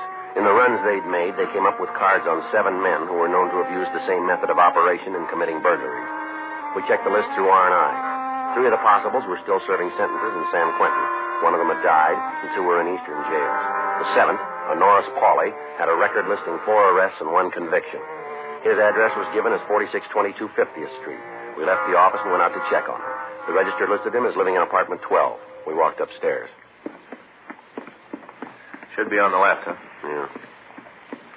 Yeah, here it is. Let me try it again. Yeah. Just a minute. Yeah. Like to see Norris Pauley? In here. Where is he? Don't see where that's any business of yours. Police officers. What do you want to see Norrie about? Better if we talk to him about that. Suit yourself. Don't make any difference to me. You mind if we come in? You can talk right out there in the hall. All right, Miss Pauley, open that door. Take a jump. Sadie, what's all the noise? Lady, either you open that door or we will. See it. All right, get out of the way, lady. Oh! All right, Pauley, hold it right there. You get out of here. You got no right to break in here like this. Oh, will you shut up, Sadie? I'm trying to do you a favor. Look what thanks I get. Well, who asked you? Now, go on, get out of here. Last time I tried to do anything for you. Last time! Yeah, sure. Bye. Real harpy. Always trying to take care of me. Real harpy. All right. You know, she means good, but she doesn't know how to carry it off. Always trying to protect me. Yeah. What do you want to see me about? I want to ask you a couple of questions. Sure, I'll go along with you. No reason for me not to. What do you want to know? How come you're home? Where'd you expect to find me? You're on parole, aren't you? Well, you knew that before you asked the question. Supposed to have a job? Yeah, I got one. How come you're not working today? Oh, I see what you're getting at. I got a cold, kind of virus infection. Figured I'd take the day off, get it all cleared up. I was in bed when you got here. That's the reason you had all the trouble. Your employer know where you are? Well, sure. I called him and told him. I'm not trying to pull any deals. I've been punching the clock since I got out. I want to keep it that way. Where do you work? Parking lot downtown. Not killing the world, but I'm paying the rent. I got no beef. How do you spend your off time? What do you mean? When you're not working, what do you do? Mostly sit around the house, watch the TV. You go out night? No, not much. Maybe every couple of weeks, Sadie and me go down to the Mexican place on the corner, have dinner, take in a show. That's about it. You been out this week? What night? Tell us about all of them, will you? No go. I've been home every night. Can you prove that? Well, do I have to? It'll make you look better. Well, ask Sadie. She'll tell you. We've been home together every night, just sitting here watching the TV. What time do you go to work? I check in about 7. When you quit? 4:30. Once in a while, if it's crowded, I stay over. You work late this week? No, you can check that with the boss. He'll tell you. All right, we will. Well, what's this all about, huh? You guys are after something, aren't you? That's right. Well, why don't you tell me what it is? I hear stuff once in a while. Might be able to help you out. You see the old crowd anymore, Norris? Well, once in a while they walk down the street. They nod, I nod. Nothing more. Mm-hmm. Now, what are you after? Tunnel jobs. You figured I might have a piece of that action, huh? Matches the way you work? No, it doesn't fit. I told you I've been with the bucket since I got out. Even with taxes, I make more. You heard anything about who's working? Doesn't go out of this room? We won't take it. Okay. The boys found out I was giving you information. My insurance premiums sure go up real fast. Well, don't you worry about it. Now, what do you know? Word's around, there's 2 guys. We had that going in. They pulled 3 jobs. Well, they made it 4. No, I don't know about the other one. It'll be in the papers. Uh-huh. You got a name? No, just heard that they were working. Where'd you hear? A fella down on 7th, he sells papers down there. We have a cup of coffee once in a while, he told me. You know where we can get in touch with him? Yeah, but it'd be better if you didn't, though. It'll lead right back to me. Sadie? Hey, wait a minute, honey. Where you going with the suitcase? I'm leaving you. Oh, come on. Isn't anything serious? You don't ever talk to me. Try to do you a favor and you take their side. I've had it from you, bum. Oh, come on, Sadie. Don't be sore. Take your hand off of me. Baby, please, don't be sore. I'm going to tell you once more. Take your hand off of me. Look, I'm sorry if I hurt your feelings, Sadie. What you going to hit me for? Because you're a bum. Don't go trying to get me to come back to you. I'm through this time. It's too bad, Paulie. No, it isn't. I've been trying to figure some way to get her to walk out since I got out of jail. Never been able to do it. I sure ain't sorry. I ought to buy you guys a drink for taking care of it for me. Yeah. Only one thing that worries me is her big mouth. She's always talking. Mm-hmm. She might have heard me say I'd give you a hand. She blabs that around. I'm in real trouble. You didn't give us any names. That doesn't make any difference. She gets to talking. She'll have me telling you the name of every hoodlum in town. Whether that gets around, I'm a gone duck. I got to get after her. Yeah, Sadie and her big mouth. You're going to get me in trouble. Well, makes you even then, doesn't it? Huh? Yours kept you out of it. Before we left the apartment, we checked Paulie's story and verified the fact that he was not implicated in the burglaries. We drove down to the corner of 7th and Wild. We found the newsman Norris Paulie had told us about. We talked to him for about 15 minutes before we were able to convince him that he wouldn't get into trouble by giving us the information that he had. He told us what he knew about the tunnel burglaries. He was unable to give us a name of the suspect that he had in mind, but he did give us a description and the nickname Kiko. With this information, we returned to the city hall and checked the moniker file. There were several Kikos listed, but only 2 that matched the description. The first one checked out clean. The second, a Franklin James Wigg, WMA, 33 years old, had done time in the state penitentiary as a cat burglar. We contacted the state authority and found that Zwig was on active parole. From them, we got his address and we went out to see him. It was a small one-story modern house built in the early 30s. The chrome railing up the front stairs was rusty and the paint on the front of the building was peeling. We rang the bell and waited. Yep. Your name's Wigg? Yeah, that's right. Police officers. This is Sergeant Joe Friday. My name's Smith. What do you want me to do? Why don't you ask us in? I was saying to you, I don't want to get the carpet dirty. Let's talk on it. Come on, mister, get your coat. What for? I want to talk to you. About what? We'll tell you about it downtown. You make a charge or I ain't leaving the house. All right, suspicion of burglary. You gonna drag that up again? We don't make the rules. Good time once in your life and the cops never get off your back. You should have thought of that going in. What good would it do? You cops never learn. Well, you're not much of an example, are you? What's that mean? You're probably going back for another course.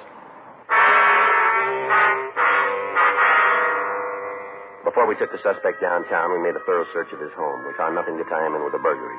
He was taken to the squad room and questioned for over an hour. During that time, he'd say nothing. He was booked in at the main jail, and Frank and I checked out of the office.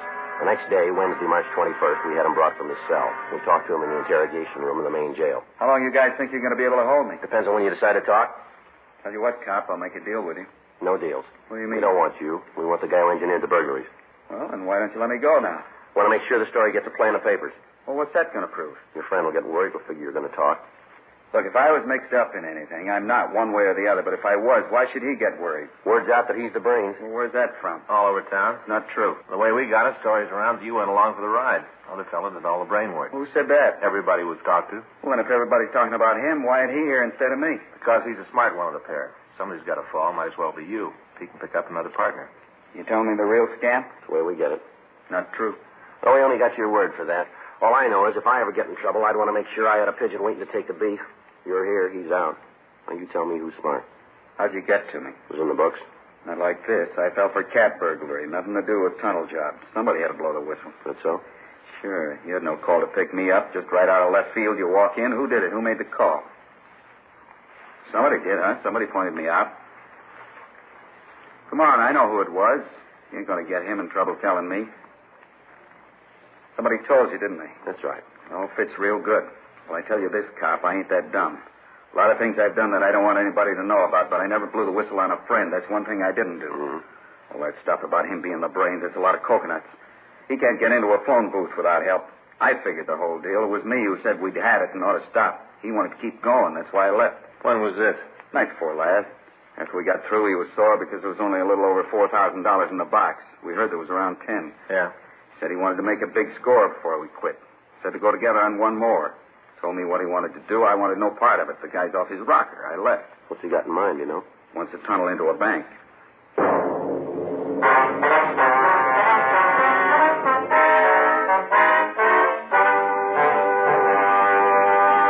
You are listening to Dragnet, the authentic story of your police force in action.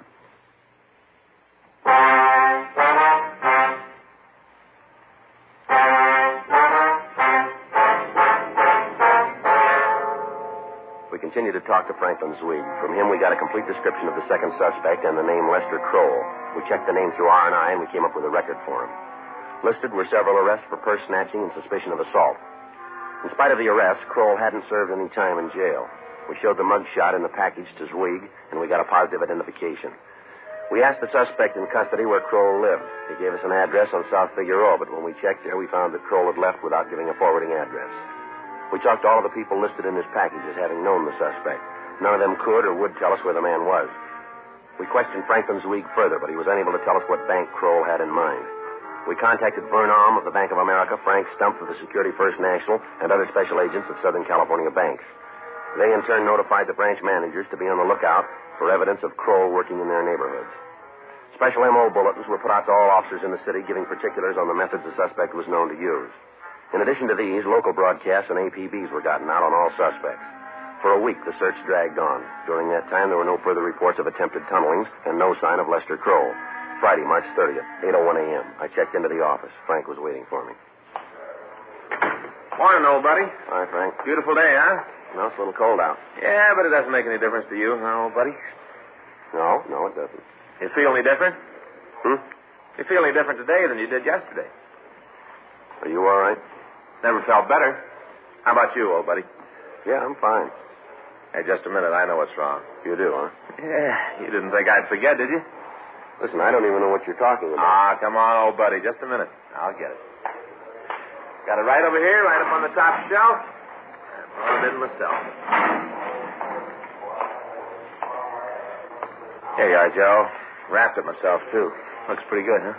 Yeah, I guess it does. I didn't have nothing to put on the top, so I found a couple of Christmas tree ornaments. Put them on with a ribbon. Yeah, it's nice. Come on. Dig down in there. Well, what is it? Go ahead, open it up. Got him yesterday after lunch. Thought I wasn't ever going to get you out of the way. Remember when I told you I was going out to buy a new hat? Remember? You know, Frank, I think maybe you made a little mistake. Oh, just take the top right off the box, Joe. Open it right up. All right. There. What do you think? Well, they're very nice, Frank. Hey, you bet. Fleece line slippers? Got a pair myself. Greatest thing in the world, a cold morning. Keep your feet warm, Joe. Fleece is warm, you know. Yes, yeah. I got a pair myself. Mm-hmm. See the card? There's a card there. Open it up. Go on, read it. Go ahead. Out loud? Sure.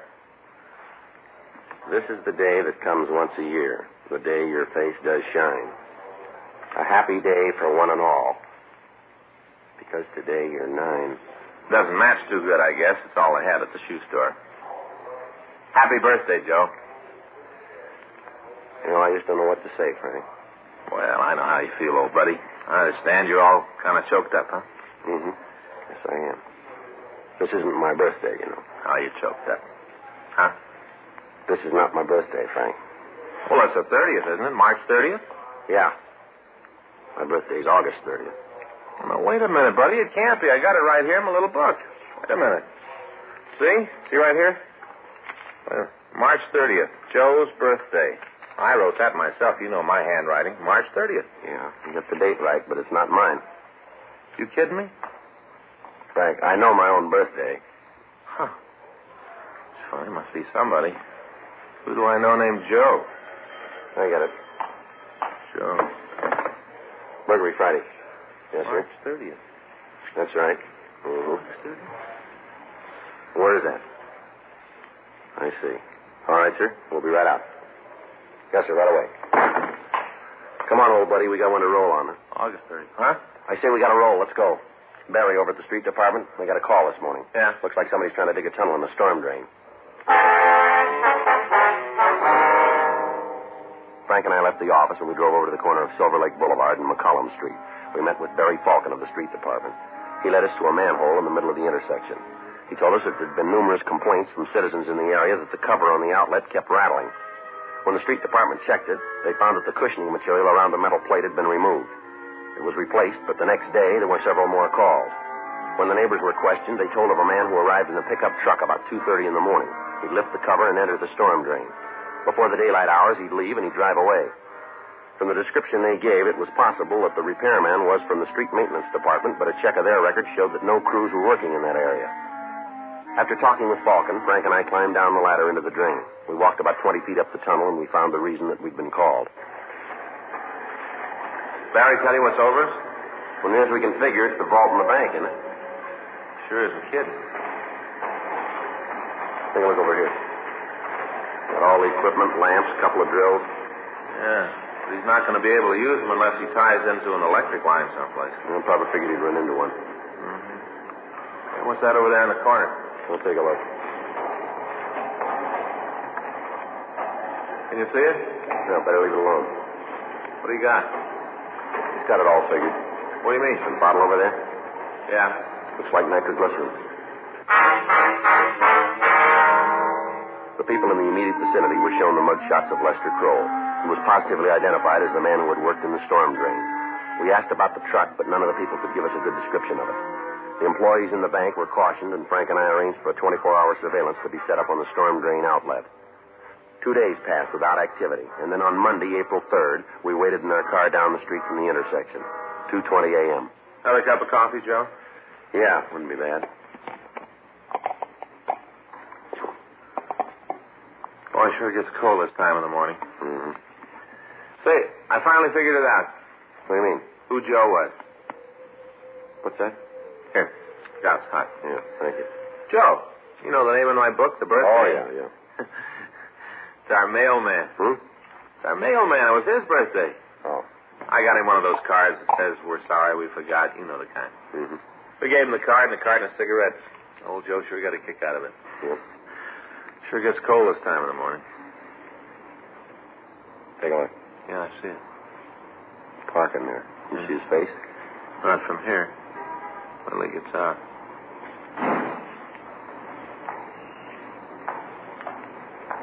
Look at that. He even got a hook for the manhole cover. How do you like that? Watch it now. He's going under the light. It's him. Well, all right, let's let him get down in the storm drain. That way we'll be able to get him while he's working. Right. Let him get in there. Okay. Okay, let's go.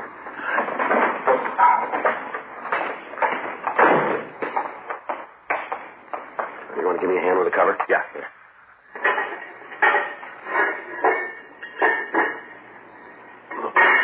Let's go. All right.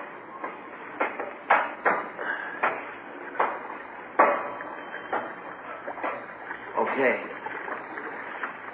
Hold it up a minute. Give him a chance to get to work. Yeah.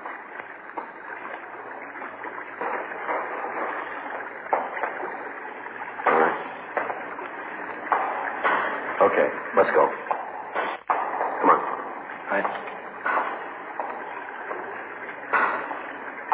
Sure not wasting any time. Probably figures I'm making the break this morning. Uh-huh.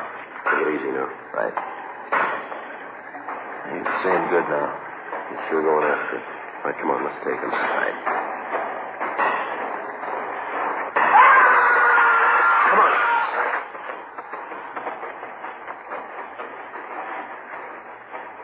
How about it? He's dead. See up there? He ran into one of the power lines into the bank. Yeah, he almost made it, Joe. A couple of more inches, he'd have gotten in. Yeah? He must have figured wrong someplace. Made a mistake somewhere. Yeah, when he bought that drill.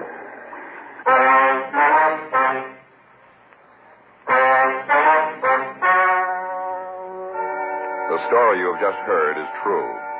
The names were changed to protect the innocent. On August 16th, trial was held in Department 97, Superior Court of the State of California, in and for the County of Los Angeles. In a moment, the results of that trial.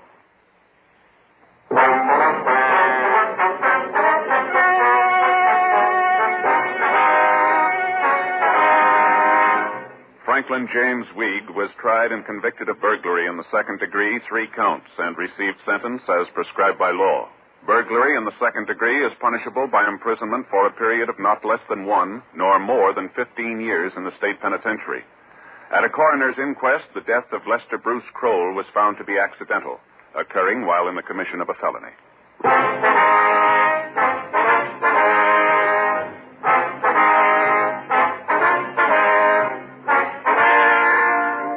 You have just heard Dragnet, a series of authentic cases from official files. Technical advice comes from the Office of Chief of Police W.H. Parker, Los Angeles Police Department.